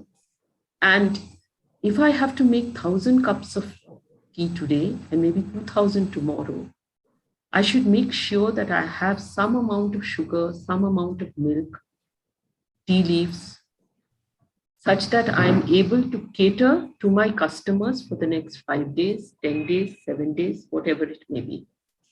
So that is what is called inventory. But inventory, how much of inventory to keep and what are the implications of keeping inventory is going to be covered by the next speaker. But to keep it simple, whatever was your inventory or stock of the previous period, that is in year 2, what was the year 1 end stock that you had, less whatever stock you're keeping at the end of year 2, that difference is a cost which has to be added to direct costs. So if you're keeping a higher closing stock, your direct costs will go down to that extent, right? So I'm leaving you with this. And this, as I said, is a little complicated. We will share this presentation. If there are no more questions, then I will hand it over to Shubha to take the next part. Thank you very much. Thank you, and a pleasure to be here. Thank you, Dr. Radhakrishnan and FKCCI for inviting me. Thank you. Thank you very much, especially for giving a ready template for everyone to, put in their business plans in the evaluation and take it further. And also you made it very, very simple. The very complicated subject, which was really made very simple by you, is what I can say. Thank you so much. And we have our next speaker, Mrs. Shubha Ganesh. She is a founder of Money Shiksha. It's basically a literacy program or a literacy venture for empowering retail investors to manage their investments. She's also a guest faculty for IIMB. She's professionally a chartered accountant and who is also possesses a post-graduation diploma in equity research. She has 27 years of experience in financial sector with 10 years of service and 18 years of instructional experience. She has been, well, when it comes to finance domain, like financial statement analysis, working capital management, and corporate finances, she has expertise in that, where she has been delivering lectures in IIMB, IIM, Udaipur, and also Institute of Chartered Accountants of India and Institute of Company Secretaries of India. And capital management domain, she delivers lectures on security analysis, portfolio management, valuation, wealth management, derivatives, mutual funds, mergers and acquisitions. And also women entrepreneurs programs in IIM Bangalore and IIM Udaipur.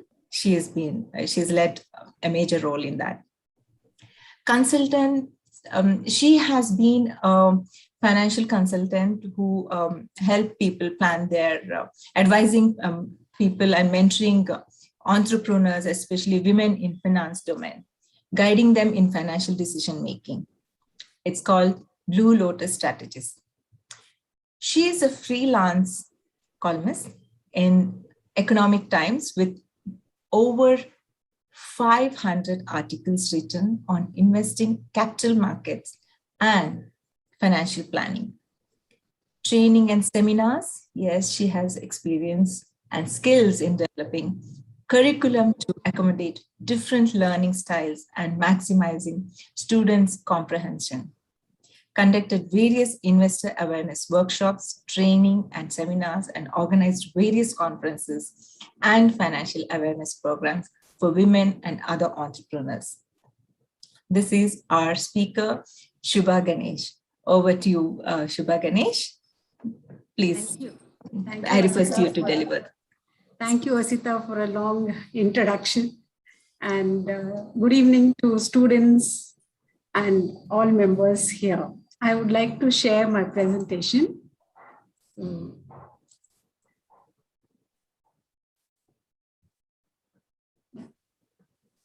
Yeah, it's visible. If you can make it, please. Yes, I'll make it. Yeah. So today I'm going to speak on working capital management. As Ketaki Basu has explained to you how to decide on the pricing and the unit cost of your product, we'll move on to another topic called working capital management, where you'll understand how to look at managing your finances for short term. So let's understand what is working capital. So when you start a business, apart from buying your machinery, furniture, assets, or other fixed assets, for manufacturing your products, you'll also need some resources to run your day-to-day activities of the firm. So these resources and assets which you require to run the day-to-day activities of the firm is called working capital. So how do you understand what is a working capital, what is a fixed assets? To understand the difference, you look at the time dimension. Assets and liabilities which lose their identity very quickly, say within a year or an operating cycle, is called short-term assets and liabilities. This is a technical definition. So let me make you understand this aspect with a small example. Ketaki, my earlier speaker, took an example of a tea. So let me do a parallel example with a bread. Okay. So let's say we are going to manufacture bread. In that case, you will need some raw materials in the form of, say, atta or eggs or yeast. So to buy these items, which will be called as raw materials in your business, you will need cash. So the first thing which comes into your business is the cash. This cash, either you've brought it yourself, or somebody has funded you, or you borrowed from your friends and family. So you get into your business cash in the beginning. Okay. So this cash is used to buy your manufacturing, what do you call it? Could be, in this case, an oven for a bread. This oven would be a long-term asset because oven can be used for many years before it becomes a waste. So, and other assets which you will buy would be like an example I told for making a bread, atta, etc. Okay. So now you understand that the cash has become atta. Okay. So that is your raw material. Okay. So cash has lost its identity and now has taken a shape of raw materials into your business. That raw material an oven and becomes a finished product in the form of a business, in the form of a bread. Okay. So now cash had become raw material. Raw materials went into an oven, it came out as finished product. So in cash, raw material, and finished product, all are short-term assets, and they convert or change form very quickly. Okay, that's why it is called short-term. Quickly means within a year or within an operating cycle. Okay, I'll explain what is operating cycle a little later. So now what we have understood is cash becoming a raw material, becoming a finished product, and that finished product is being sold.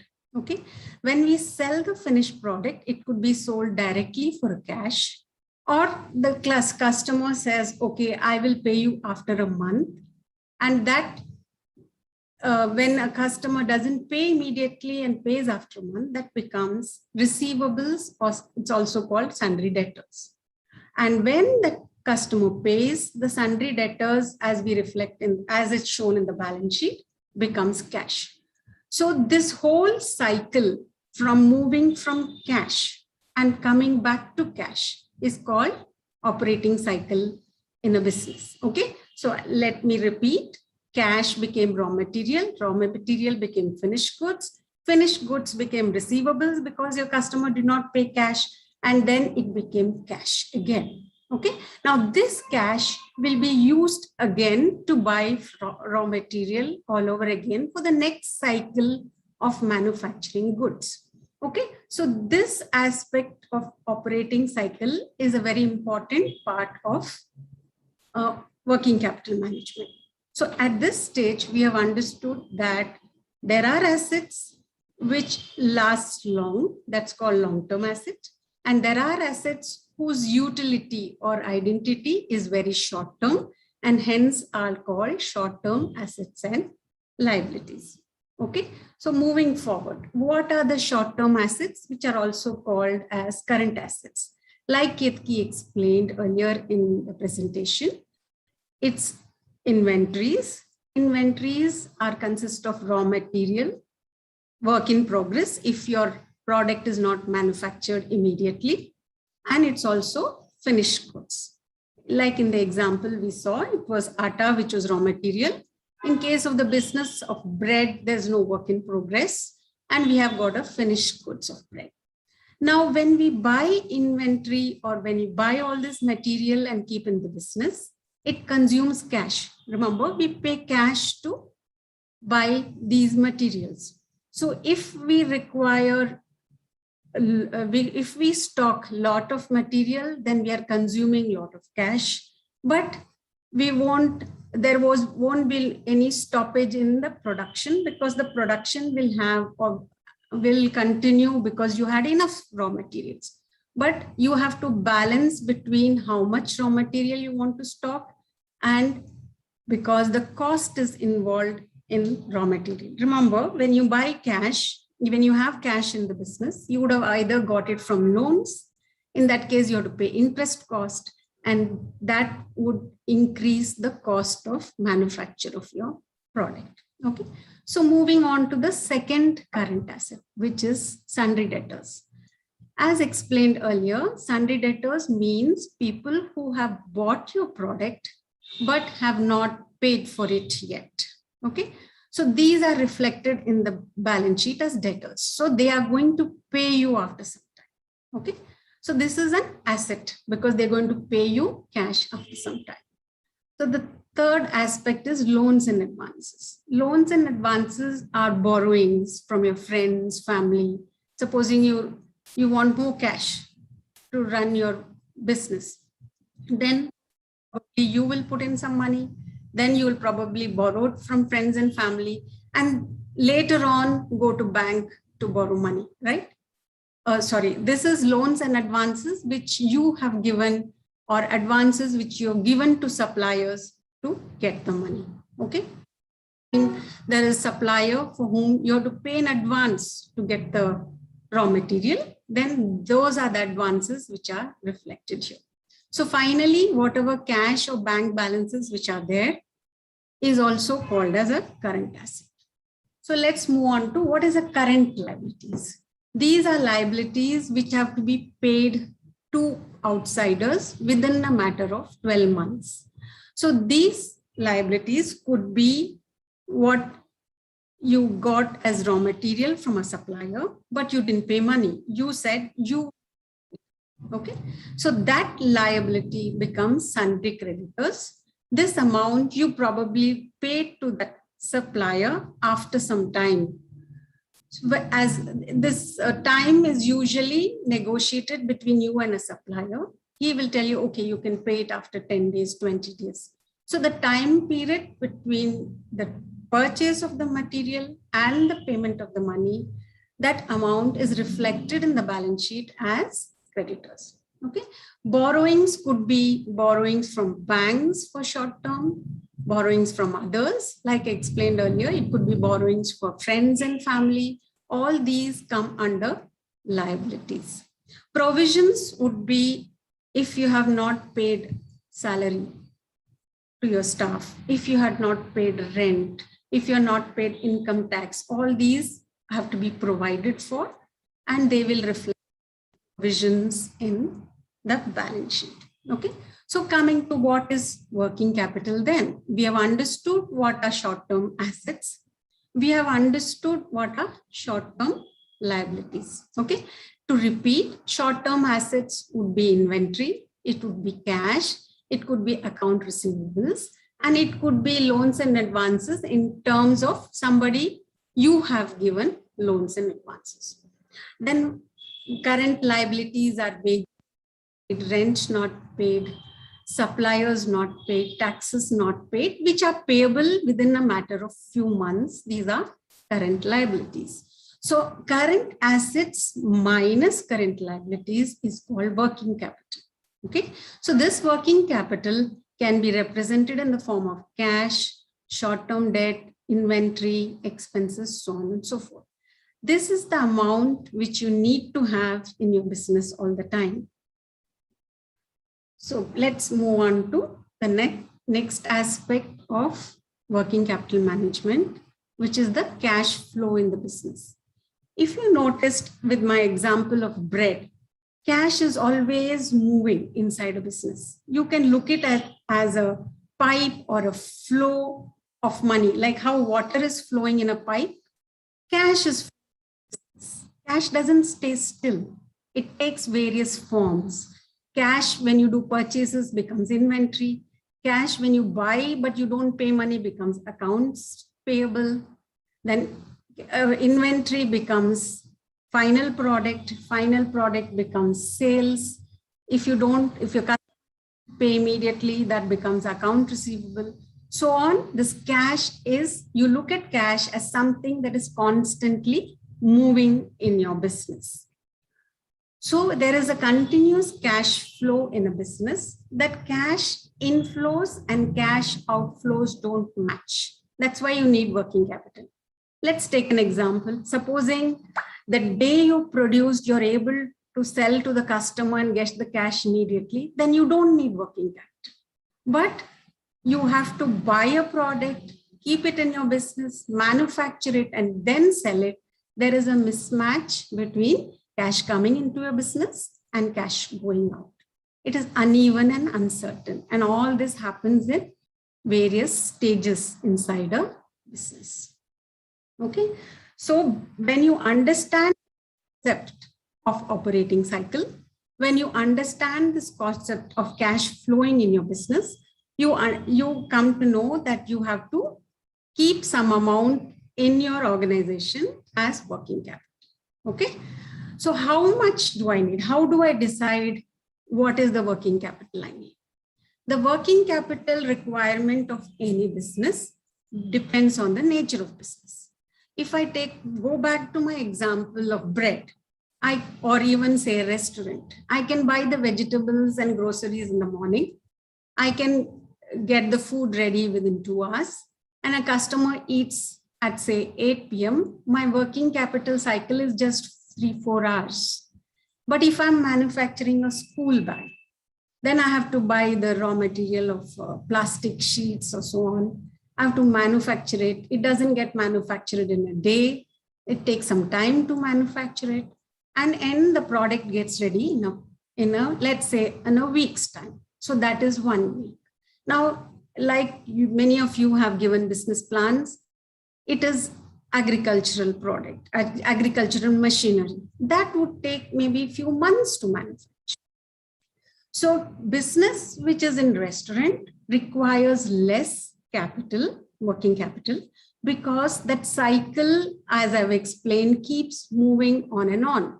Once the cash, you bought the vegetables in the morning, manufactured some upma, sold it by 8 o'clock, the cash is again can be used to buy more vegetables for the afternoon meal. So the cash cycle was very fast and you needed less working capital. Whereas if I'm manufacturing machinery, I need a lot more cash because it's getting locked up for a longer duration. I hope all of you have understood that. So nature of business is very important to determine how much working capital I'll need. Time taken for production is also needed, is a determinant of how much working capital I need. Availability of raw materials. It's possible that the raw material you want is not available in Bangalore or in Karnataka. You may have to get it from abroad, or it could come from Delhi. So the time that takes for the raw material to reach you is also the time when your money is getting locked up. Okay. The last point I would like to touch here is how efficient is your operation. If you're very efficiently organized everything, whenever production starts, your raw material is ready, your labor is ready, everything is ready, then you're operationally very efficient. In that case, you need less working capital. So all this goes to determining how much working capital you need. So going back to the steps, so the working capital is made out of short-term assets, which are short-term assets and liabilities, short-term assets minus short-term liabilities. And there is something called operating cycle, where it moves in a cyclical form in a business, and that helps you determining working capital. I would like to quickly see if anyone can raise their hand fast, their business working capital requirement we can determine immediately. Asita, please help me. Yes. Any of the students, if you can, come forward to, share their business plans, and, she will take it as the example to, work it out for you. So basically my business plan, that is Home to BP 144. We are actually doing a service where we are connecting the people who are making the food products at home and delivering it to the people who are actually seeking for the homely food. Okay. So yours is a service and it's not a product, right? So can you elaborate a little more of how you're going to deliver from one place to another? So your business will be collecting a product from home and delivering it to another location, right? People who customers, Yes, right? yes, yes, You are going to be the connect between the seller and the. So what are the items you will need to run this business? Ma'am, initial the items, we have two particular aspects actually. Even the delivery part also, one thing we can do is we can actually give it to a third party who is already doing the operation of just delivery thing. Apart from that, the main thing, if we are only conducting the delivery part, we can actually take it across that we need our own people out there who is connected to us as delivery boys who are just taking this thing from the particular place home and to deliver it to the home. The application which is required to connect these things, the cook's side, the seller side and the customer side, that is almost ready, that we have done it from our side. Okay, so you will need, let us assume you will need cycles, you will need your motorcycles or vehicles, and you will need people mainly to ferry the products from one location to another, right? Another, yeah. In that, assuming that you are going to do it yourself. If you're buying motorbikes like the example Ketaki explained in the previous presentation, that would be your long-term asset. For short-term assets, you will probably need the petrol, diesel, which are the running costs which will be required to run the cycles and scooters, the salaries. Those are the things you will have to provide. You don't have inventory, right? You don't have to buy raw material to do it. Second part, when does your customer pay? Your customer is going to pay beforehand or afterwards. In a delivery like Swiggy, the customer pays ahead before the delivery happens, right? Yes. Then the working capital requirement comes down further. You don't have raw material. Your sundry debtors are paying before they consume. So your expenses of petrol and diesel and salaries are the only thing for which you have to budget the working capital requirement. That you could plan maybe for a few days, or depending upon your availability of cash, that you could plan that for a day I will need this much for petrol, this much for diesel, so on and so forth, and plan the amount you require. Like in the previous presentation, you could multiply it to number of days and arrive at your working capital requirement. Okay. Two things to be focused over here, as you told, the initial capital investment of getting some vehicles for us. Yes. Like even Zomato and Swiggy, they are not having their own vehicles over there. The people who are already having vehicles, they are being hired and they have been given 20 to 30 rupees per order. That is how their mechanism works. So isn't that will be fine enough to cut the initial capital investment of buying a new vehicle? Yes, in that case, you don't have any fixed assets in the form of buying any vehicles. But remember, you have to pay the delivery boys of 30 or 40 rupees per delivery. You have to budget the amount required based on number of deliveries you're planning in a day. Supposing you're saying that I will deliver 1,000 deliveries a day, then you will have to work out the number of boys you need for 1,000 delivery. For each delivery, if you're paying 30 rupees, you need 30,000 rupees per day to just give the delivery boys. And how much are the customers going to pay you? If they're paying you ahead, then you have the money already in your bank account to pay the boys in the same, right? You will be in what we call as a negative working capital cycle. That is a lucky person who gets the money before and has to pay the boys later. Okay, this is one of the few businesses where you don't have to lock in your money, but you get a customer's money before and have to pay your suppliers later. This is called negative working capital. Okay, thank you, ma'am. Anybody else? Yeah, anybody else with product? I would like to. This was service. Any product? Hi. Hi, ma'am. Our BP number is 49, and our product is actually a sanitary napkin incinerator. So we have designed and built a filter with existing sanitary napkin incinerator, and our plan is to install it across through government means, installing it in public washrooms and also distributing them to institutions and companies. So can you explain, when you do an incinerator, do you have anything to deliver there, or do you have to collect after incinerating the waste? Is that your job? No. Giving the incinerator is our task. So we will be installing the incinerator. So you don't have any work after installing the incinerator?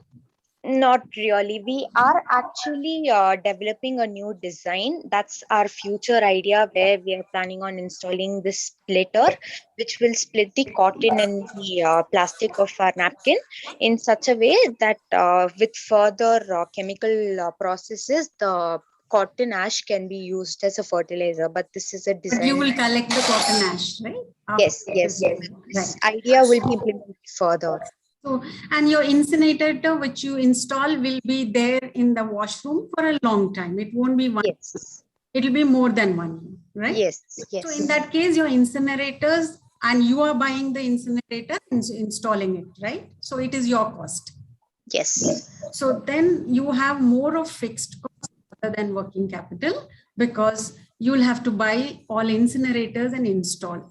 The working capital bit for you would be collecting the waste and the ash and using it for further processing, right? You need people to go around and collecting the waste and making it into, if I'm not mistaken, you said, what do you do with the waste?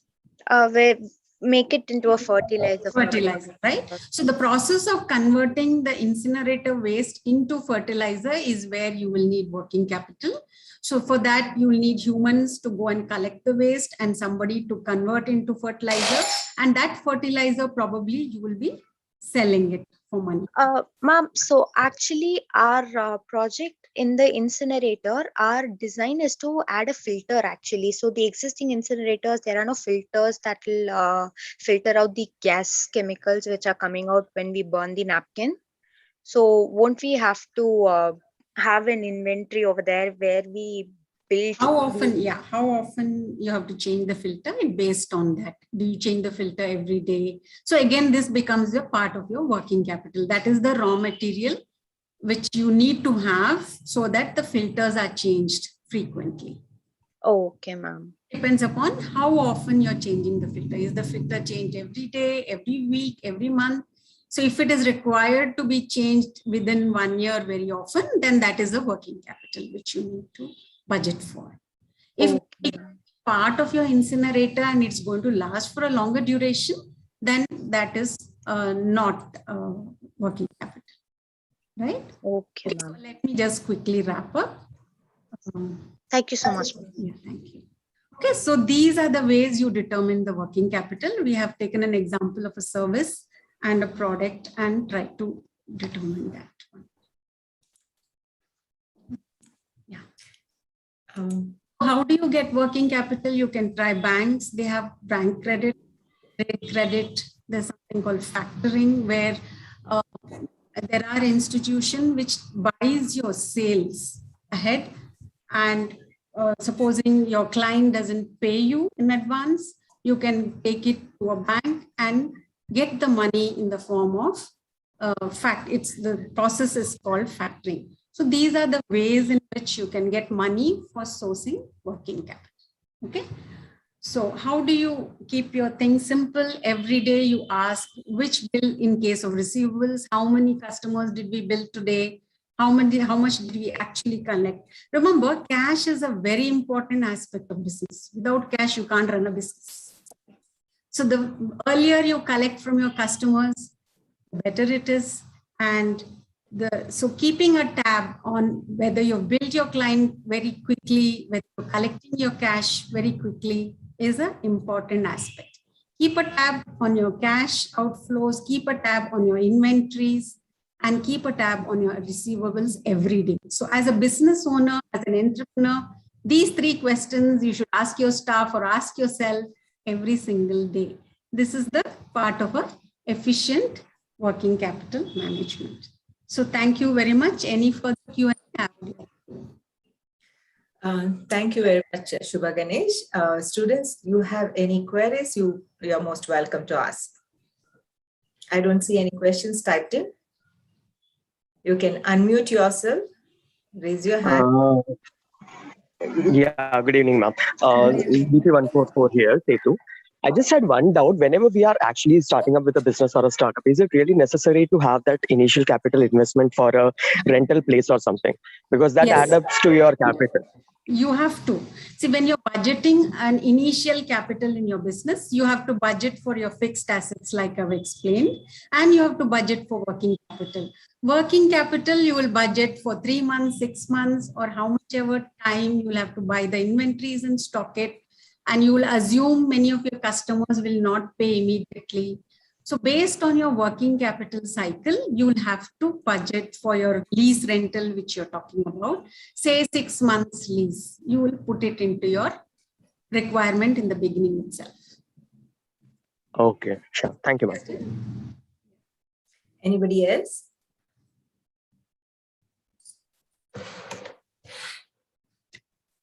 Okay, thank you. Thank you, everyone. Pleasure being here. Thank you, Shubha Ganesh. Excellent. You did give time to students to interact and also, take their examples and explain it to them, which really, I'm sure it is quite helpful for them. Now you have the product or the service in place, and you have done your market feasibility of the product or service, and then the market feasibility, and then you also planned your finances. Now the business has to be run by people. So it's now you have to build your team and who is going to do what. So this is a very crucial aspect of any business because that's the driving force. You can have everything, but if your team and is not working, gelling together, it can be a big drawback. Now we have two faculties who are going to address the same.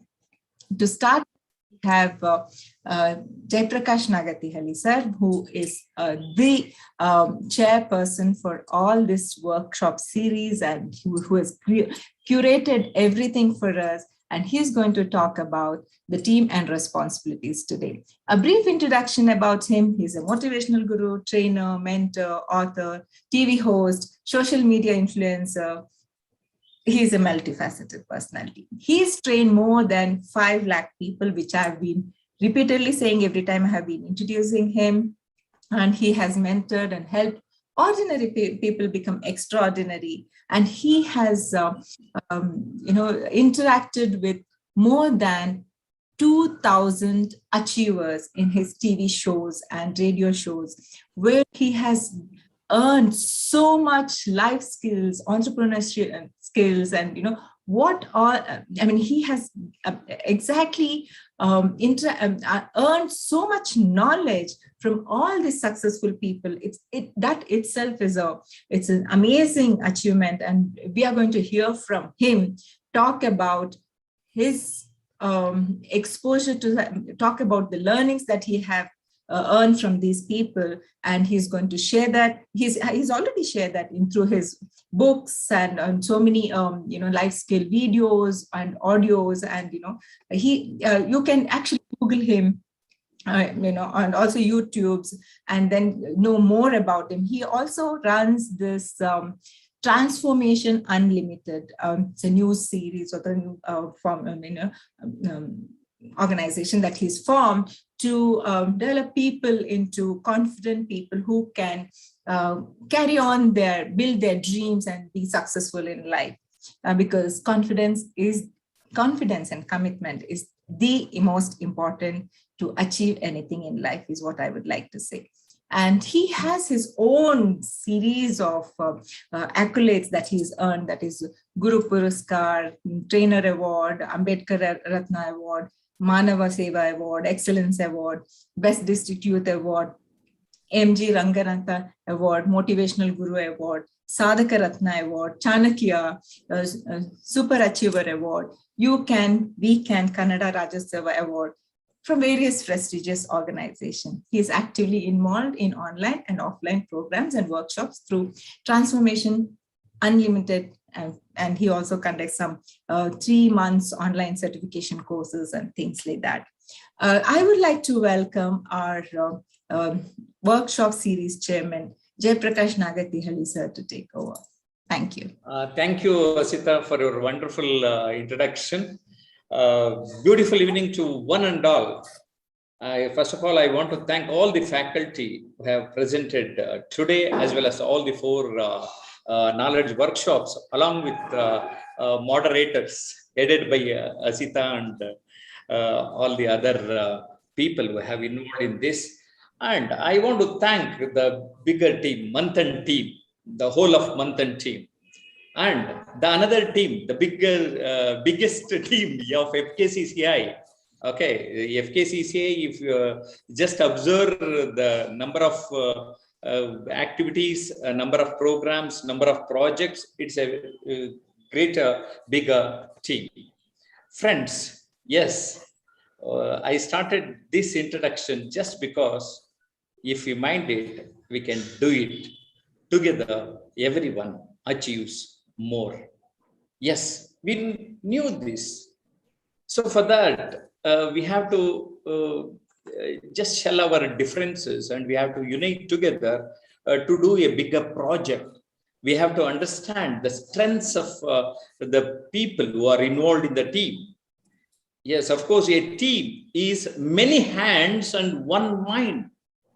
That means we should drive towards one particular aspect or goal. Why is a group of friends called friend circle? Because a square has 4 ends, a triangle has 3 ends, a line has 2 ends, but a circle has no end. So I call the team, the people who are involved. It's almost equivalent to the friendship. That's why I just represented that sentence. Just observe this image. Teamwork means each and every person's role is very, very important. We should not ignore even an ordinary person, or whom we may call is a very minor person or something like that. Recently, I visited one company. I just asked them, you have given me the suggestions for that one of the training program. I just want to know who is the boss and hierarchy. They told me like this, sir, when we are at work, we work in a team. Our hierarchy will come only in our paychecks, sir. I just appreciated their company's spirit. It was a company from Whitefield. Team norms. An effective team starts with a clear purpose. The expected end results are optimal productivity and good morale. The means to these ends are empowerment, relationship, and communication. See, each and every individual should empower others. That too, it's a responsibility of a leader. Leader should be a teammate first. And we should have a cordial relationship. And of course, with our proper communication. Just because of the lack of communication, many companies have failed.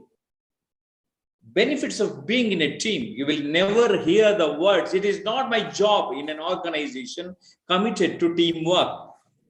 I had the privilege of working with a government organization, and I have observed that many people used to avoid their responsibility or the additional responsibility.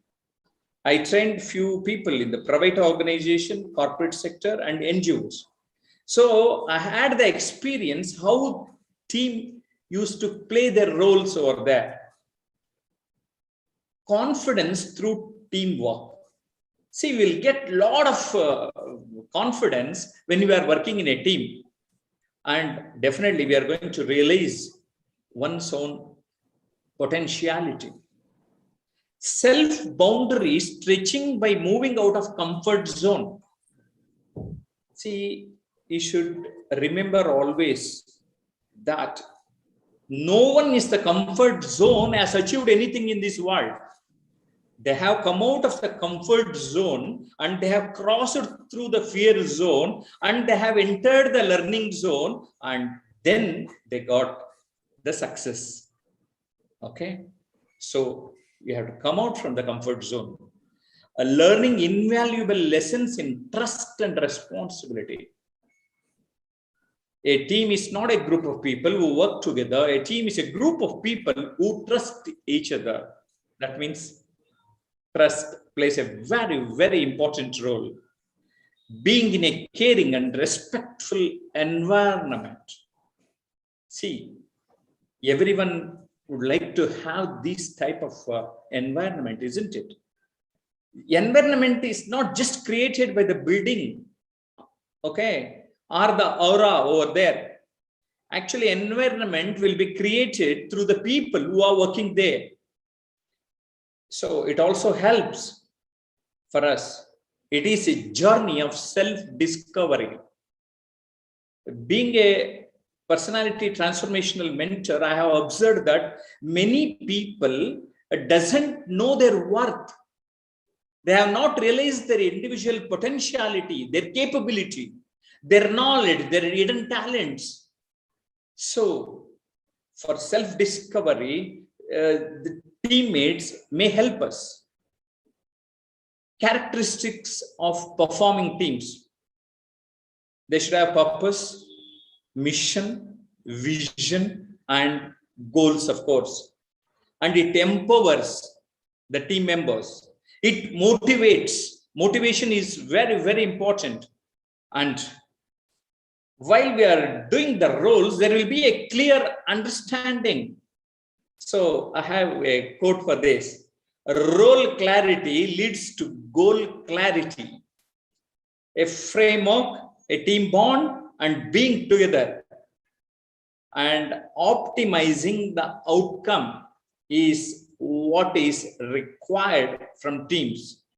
And of course, a proper bonding relationship and a open communication helps the performing teams. And a morale, sustaining motivational level despite differences. Yes, friends, we are all unique. We are different. Being imperfection itself is the speciality of a team. So we should understand the strengths of other people and we should know the weakness of other people while we are planning. Levels of initiative. Wait until told, or ask, make a recommendation. I intend to dash. Do it and report immediately. Do it and report periodically. Do it. These are the levels of initiative, friends. Team meaning. Nature itself is a teamwork. Look at our creation, which is made up of 5 elements. Can wave be different from ocean? Can land be different from earth? Can flame be different from fire? Can breath be different from air? Can cloud be different from sky? If you want to achieve your goals, help others achieve their goals. That is very, very important over here. Friends, your friend Jayaprakash Nagteli, you can note down my number and contact for any queries. And do subscribe my YouTube channel in the name of Jayaprakash Nagatihalli, or connect me through Telegram channel. You can just join in the Telegram channel so that you will come to know more information about our programs and projects. You can note down my email ID smilingjp@gmail.com.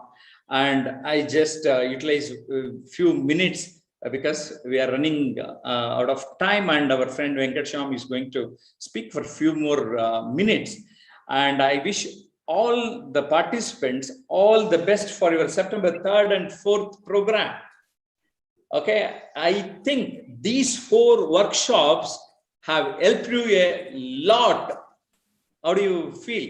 If you have any friends, any questions, please contact me over telephone. I know the maybe after Venkat Shyam's discussion, we can take question and answer session together. Thank you, Asita, and thank you, FKCCI, and thank you, Manthan team. Thank you very much.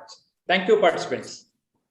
Thank you very much, sir, for wonderfully, covering the aspects of team, importance of team and human relationships and business and things like that. Quite motivating is what I would like to say.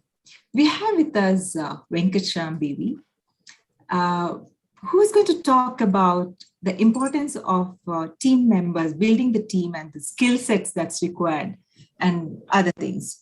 And the responsibilities, how to share the responsibilities and how to run the show.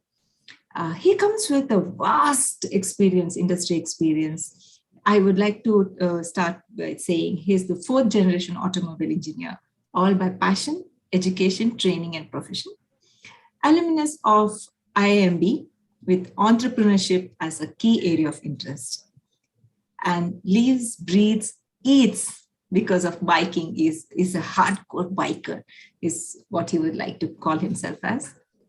Divides time between profession, automobile adjacent businesses, the new product or service development, training in areas of entrepreneurship and business growth, and writing auto blogs in auto magazines, mentoring young businesses like you here, and traveling.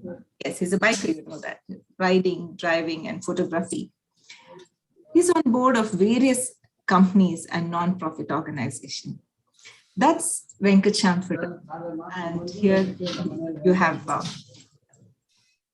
you have him delivering the aspects of team building. He would like to have it more interactive so that he can answer your questions and help you or guide you rather. I would like to request Daksha to unmute everybody so that people can participate or question. If there's any questions and answers and interaction sessions could be carried on. Over to you, sir. Thank you very much, Asita, for the wonderful introduction. In fact, the topic that I discussed with Dr. Radha Krishna was more to do with the entrepreneur and the enterprise. So it's more like going back to that and probably some aspects of team building and all things that I have done over the years and things like that could be shared more in a Q&A session. We would continue with that. To begin with, I think we are yet to unmute everyone. Asita, if you could help us out. If you can unmute everybody, please. Tech support. If you can unmute. Okay, here is the question before the unmuting happens. Just imagine the situation. What do you do with a gum which does not stick? Do you think there is an opportunity that exists out of this? Yeah, because just before me, Jayaprakash, I heard Jayaprakash saying that people have to get out of their comfort zone and only then success would happen. So with that as the context, could we just mull over a couple of minutes as to what you can do with a gum which does not stick? This is a very interesting problem that you would have on hand. And you as a budding entrepreneur, when you jump into the world of entrepreneurship, would encounter hundreds of such situations, hundreds of problems of this kind, which you will have to solve it on hourly basis many a times, maybe daily basis most of the time, and maybe annually also. So I just want you to think a couple of minutes on this.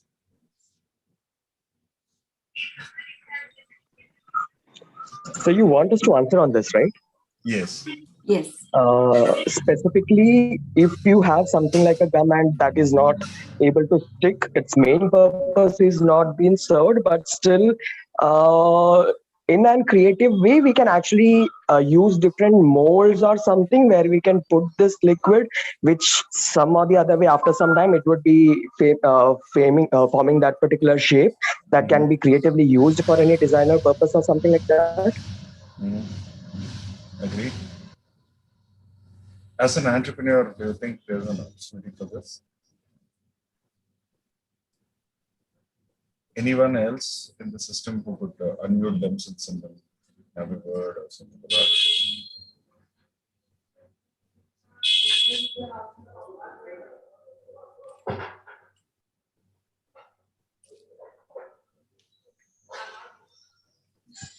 Sir, please go ahead. I think no answers from the participant.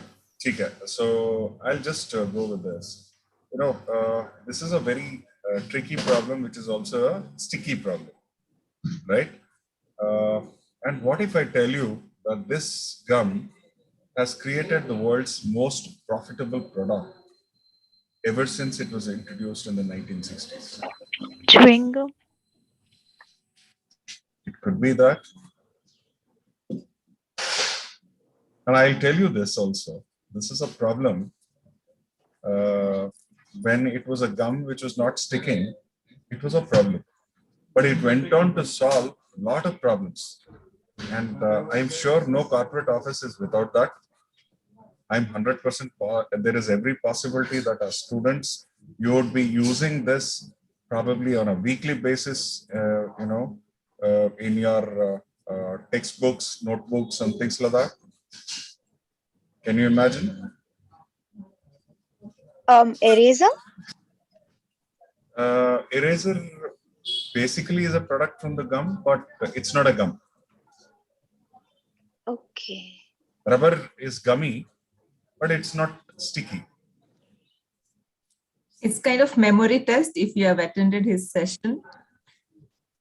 I'm sure how attentive you were. Okay, I'll cut the thing short because we are running out of time. So that being the context, have you used Post-it notes? I'm sure all of you would have. I would request everybody to unmute and be interactive. He purposely wanted to make it an interactive session. Yes, sir, we do use Post-it notes. Yeah, Post-it notes as a gum which does not stick. Agreed? Right? So yes. the whole objective of having this session or this thing, the idea is to take you back to the idea of entrepreneurship. Right? Here is a problem which is actually a problem. If you can find a solution which can be applied, then you are in business, right? There is no office today, if we go back and check, there is no office today, there's no home today without a Post-it note being stuck, right? Everywhere you will see some or the other function of this Post-it note being used. So that's the opportunity that has to be created, and it did not happen overnight because like all of us brushed it aside, most of us brushed it aside when Art Fry and Steve Spencer were actually coming up with this. Steve Spencer announced that he had this a problem, or he had this product which has a gum which is not sticking. No one took it up, and after that, everything suddenly changed. And over a period of time, it's a fantastic case if you can go back and then check how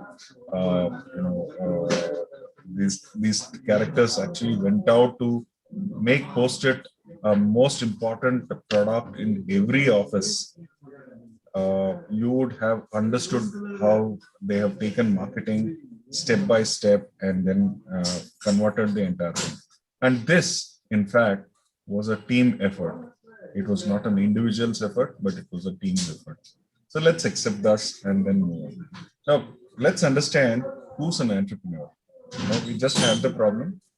An entrepreneur is someone who can identify an opportunity and then solve either a visible problem or an invisible problem. In the case of Post-it notes, the market never needed post-it notes at all. There was no need for post-it notes at all. But it was a hidden need. It was a latent need, which was converted into a profitable product. So this is where spotting of opportunity has to be made. And that's where an entrepreneur specializes, is able to see what others can't see. He is taking all the risk that is required. An entrepreneur takes all the risk that is required in expectation of profit. Profit could be in the form of cash, it could be a form of non-cash, a lot of other things that could happen. But the whole reason why he takes the risk is because you see the sign, risk is proportional to the reward. Higher the risk, higher the reward, right? So that's the whole idea with which an entrepreneur tends to take the risk. So if we actually clinically describe who's an entrepreneur or define an entrepreneur, is someone who is assuming the risk of uncertainties on investment or any part with an expectation of return on it, right? So that is what you guys are now trying to achieve. So as a person, he is trying to exercise his creative freedom, his needs to showcase his higher self-esteem. He has this tendency, all of us have this tendency to have that sense of self-control, control over lives, control over future, control over a lot of things, which may or which may not happen. But that sense of control is something very, very satisfying. And thus people want to start and run their own businesses. That freedom, sense of freedom, is what actually makes all the difference. Entrepreneurship is a process. Enterprise is something which is reflective of the entrepreneur's venture. It carries the same personal value as that of the entrepreneur. Whatever you have been brought up as a value is what you carry into the business. If your mother has taught you to be ethical, you would definitely be ethical there. If your father says no cheating, you would absolutely go out and you will not cheat any customer, right? Or even the supplier or the vendor or whoever you are interacting in your business. Enterprise might be big or it could be small. It could be as simple as income generating or asset creating. If I have to explain income generating, it is the classic case of a vegetable vendor, the next door vegetable vendor or a hawker who comes hawking or selling vegetables right in front of your house. His job is trying to sell vegetables and make an earning for that particular day. In the case of asset creating, if you look at any of the big organized malls which sell vegetables to you, they sell the same product, but they are selling to create assets, right? So this is a choice that the entrepreneur has to make. There are so many enterprises which have never become unicorn. They have stayed small. They've been enjoying a lot of things in life. So it is not essential, according to me, that the enterprise has to scale up, reach bigger, scales and do things as to what becoming the unicorn or the Flipkart or Amazons of the world kind of a thing, or a Walmart of the world kind of a thing. There are lots of businesses. If we just take the case of Europe, Europe has hundreds of businesses houses which have been in business for over 300, 400 years continuously, right? But they have never become big. They've stayed where they are. They live to a certain value that the founders had created. They have not grown bigger, but they still live for the value and they have become niche businesses per se, right? Am I sounding confusing to you all? If I am, then welcome to the world of entrepreneurship, right? Because please note, as an entrepreneur, you would be, every day you would have new situation which you were not prepared for, which will confuse you, which will take you into a direction which you have never thought you would go to. These are kind of things which actually happen when you are an entrepreneur, right? Entrepreneur and his enterprise is all about people, dream, and the persuasion of both people in the dream. It is a rise of inextinguishable passion and determination to showcase to the world what you can deliver. It is an active persuasion of newer, avenues of expression. Today, you might not have an identity of yourself. You might be known as your parents' children, or your grandparents' grandchildren, or someone's cousin, someone's friend, kind of a thing. You might not have an identity of your own. But when you create a successful venture or a successful enterprise, you would be known by the work that you do through your enterprise, right? So it's an avenue for self-expression, and it's an avenue for you to go out and tell the world what you have done to this world, what you have done to the society. In the process, profit is not bad, right? In the process, you have profited from it. You have made things better, and you have made lives of people better. So it is perfectly right. Standing up to one's own stupid belief, just imagine how eBay or Amazon started. It was a stupid belief that you could sell books online to someone who thinks will buy books, right? And this was in an era where the internet did not have this kind of speed. Loading a small, 16 KB picture would take at least about 35 to 40 seconds, and you are trying to sell something, right? But today it's a rage.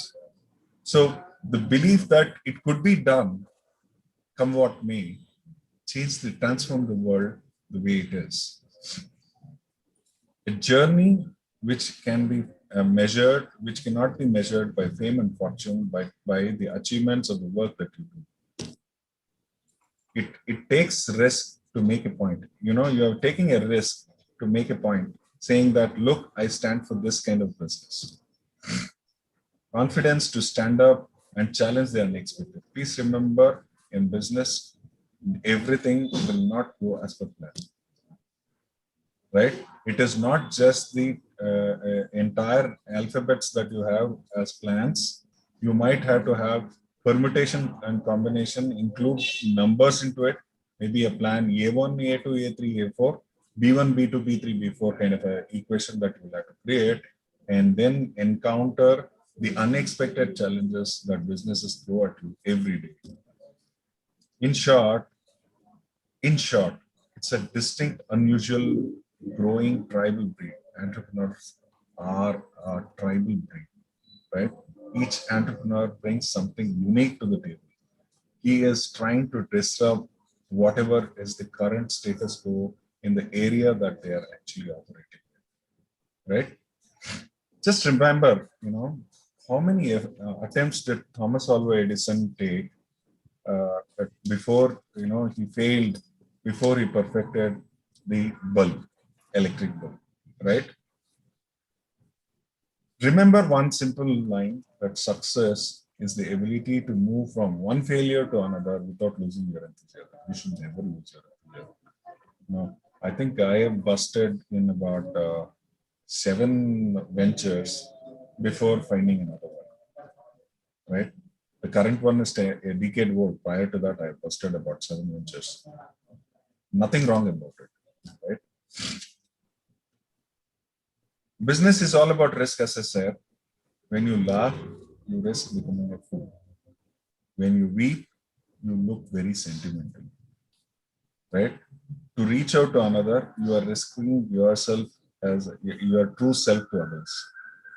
To place your ideas or your dreams before a crowd, it is risk of loss or risk of people saying that it is stupid, right? To love is to risk not being loved in return. To live is risk of dying, right? To hope is to risk despair, and to try it all is to risk failure. Risk we must, right? And if you're still afraid, please remember, the famous Sholay dialogue, right? Gabbar Singh's dialogue in Sholay. Jo dar gaya, samjho wo, and I ended there, right? If you, all I would finally would want to say is, if you know your competition and if you know yourself, you need not have to worry about your results. Results will automatically come. If you know your product, but you don't know your competition, every victory that you have gained would go through defeat. You would have failed somewhere if you are not knowing your competition well. If you neither know your competition nor know yourself or your business, please remember it's suicide, right? So thank you very much. Over to you, Asita. I am open for questions. If you want to throw in questions, yes, I am. Thank you very much, Mr. Venkatesham. It was very well delivered and covered quite a few, quite an important aspect of, human relationship. And then, when it comes to business, team builds and aspects that you have to be very keen or sensitive about, when it comes to business startups. Is there anybody who would like to discuss something? So that forum is open for question and answers for any faculty, rather. If there's some doubts, please don't hesitate. We are all here to clarify that for you. Yeah, very soon we would also be having, as Jayaprakash Nagatihari sir said, we will have mentor, sessions also done. I know people will, literally a hand-holding process is going to come up. But now, if you have something, please do voice out. If no questions, or I don't see. At least let them share their experiences of today, one or two. Yes, your feedback would really help us. So if you can, if a couple of you could, share your experience. Was it beneficial? What impressed you?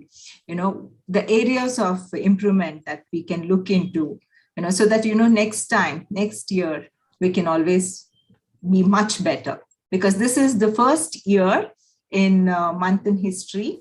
We have, we have come up with initiative to have this workshop series, which I think, we have got the best faculty from across the globe is what I can say. I mean, though they're all Indians, we have really got the best faculty to, address you.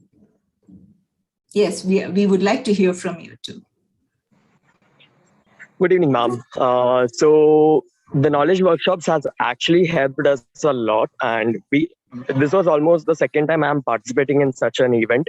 But in the first time when I participated, even I got some prizes over there, but this was not the same experience which I had there. There was no mentorship, there was nothing. Everything we were like going by our own and just completing the process and coming back.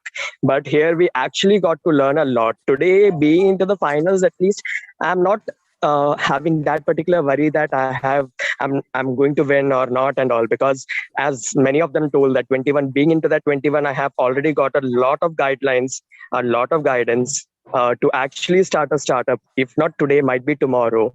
So this sessions has really helped us a lot. And being in Bangalore at that particular time, coming to Bangalore also was an option to us. But still, I wanted to experience the practical sessions, how people are there, how coming there would actually make a difference and all. And that was really great, because I got a good lot of questionnaire, which I at that particular time had to answer. And because of some lack of some particular things, even our team, we tried to complete it at that particular time, showing our competency. That sportive spirit actually has come across just because we come there, we meet so many people, and it was a really great experience from the starting till now. Thank you so much. It really makes us feel good, because we have really gone all out to, do the best that we could offer. Anybody else? Please unmute yourself and go ahead. Hello. Yes, please. So, ma'am, I think on a personal level, it actually increased our confidence, even though we got a lot of insights on technical feasibility and financial feasibility, which we didn't have an idea on. But along with that, it gave us a lot of confidence. Okay, even I can do a startup, I can become an entrepreneur, rather than following the same path of going through placements and getting placed. I think it boosted my confidence to quite a level where I'm confident that, okay, yes, even I can build a startup. We can work and give something that something that we have developed. Implementing it in the society is actually a big deal, but understanding how it can be done, it boosted our confidence a lot. And that is actually, I think that was quite needed. Even if we have everything in our hand, getting that confidence to step out and actually implement it is a huge step, and it really helped us building that confidence to go out. Yes, that's exactly the purpose of this workshop series. And if you say that, I think it is a successful event. Anybody else?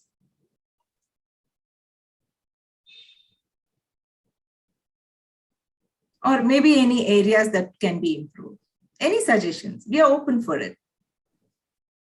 We have been very receptive throughout and for your needs and requirements.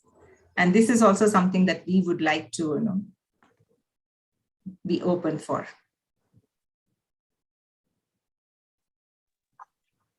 Ma'am, as a part of suggestion, I would like to tell that this mentor, actually, we are going to get the mentors might be in few days, but it would be really a help if that mentors we are getting at least from the semi-final stage or somewhere where we can actually have a good interaction. We can actually understand what to present even we are coming there in semi-finals or finals. Just this mentorship can be done a little earlier. That would be actually helpful. These are all, thank you. I mean, it's noted. Just for your information, these are all very busy professionals. They are taking time out for this, especially to help you. We are not sure how much they can commit for extra hours. We'll see. We'll try to work out for the next one. Yeah, I respect that a lot, and thank you for that. Thank you. Yes, sir. Mr. Umesh is there. You can highlight the importance and how the mentorship will be allotted, sir. Mr. Umesh, can you just respond to them? They are just asking about the mentor, how we are allotting and when. They are asking for the earlier allotment or the earlier announcement. Yes, Umesh. Within a day or two, we'll allocate. Oh, that's fine. That would be fine. A day or two. I think, Setu Pillai, you got it. Fine. All will be happy. Yes, thank you, Mr. Umesh. I think I thank one and all, especially the faculty has done a very good job, and our moderator is fantastic, fantabulous. Okay, and of course the backend team, Daksha and Umesh has done a great job, and the main credit goes to Dr. Radhakrishna sir, because he has supported me at the backend. Radhakrishna sir, would you like to speak a few sentences at the end? Yeah, namaskara, Jay Prakash Avare, namaskara. Sita, I think fantastic show. Now ಏನು ಅನ್ಕೊಂಡಿದ್ವು ಅದಕ್ಕಿಂತ ತುಂಬಾ ಚೆನ್ನಾಗಿ ಆಯ್ತು. And we heard the subject or the subject treatment from different dimensions. Like I was also feeling like a student learning a lot of new things. Super. Yes, sir. I just want to share with the students that I turned an entrepreneur at the age of 55. So you can do much better at a younger age of 25. Thank you so much. Yeah, interesting part is, he was one of the juries and also a FKCCI member. And when he was doing that, he thought, why not he himself, start? And, that is the beauty of Manthan and, mentoring. Thank you so much. Very successful entrepreneur too. For best way to retire is what I can say. Yes. Madam, I have a small request for the students. We have been asked for a brief profile of their project and their teammates' photographs.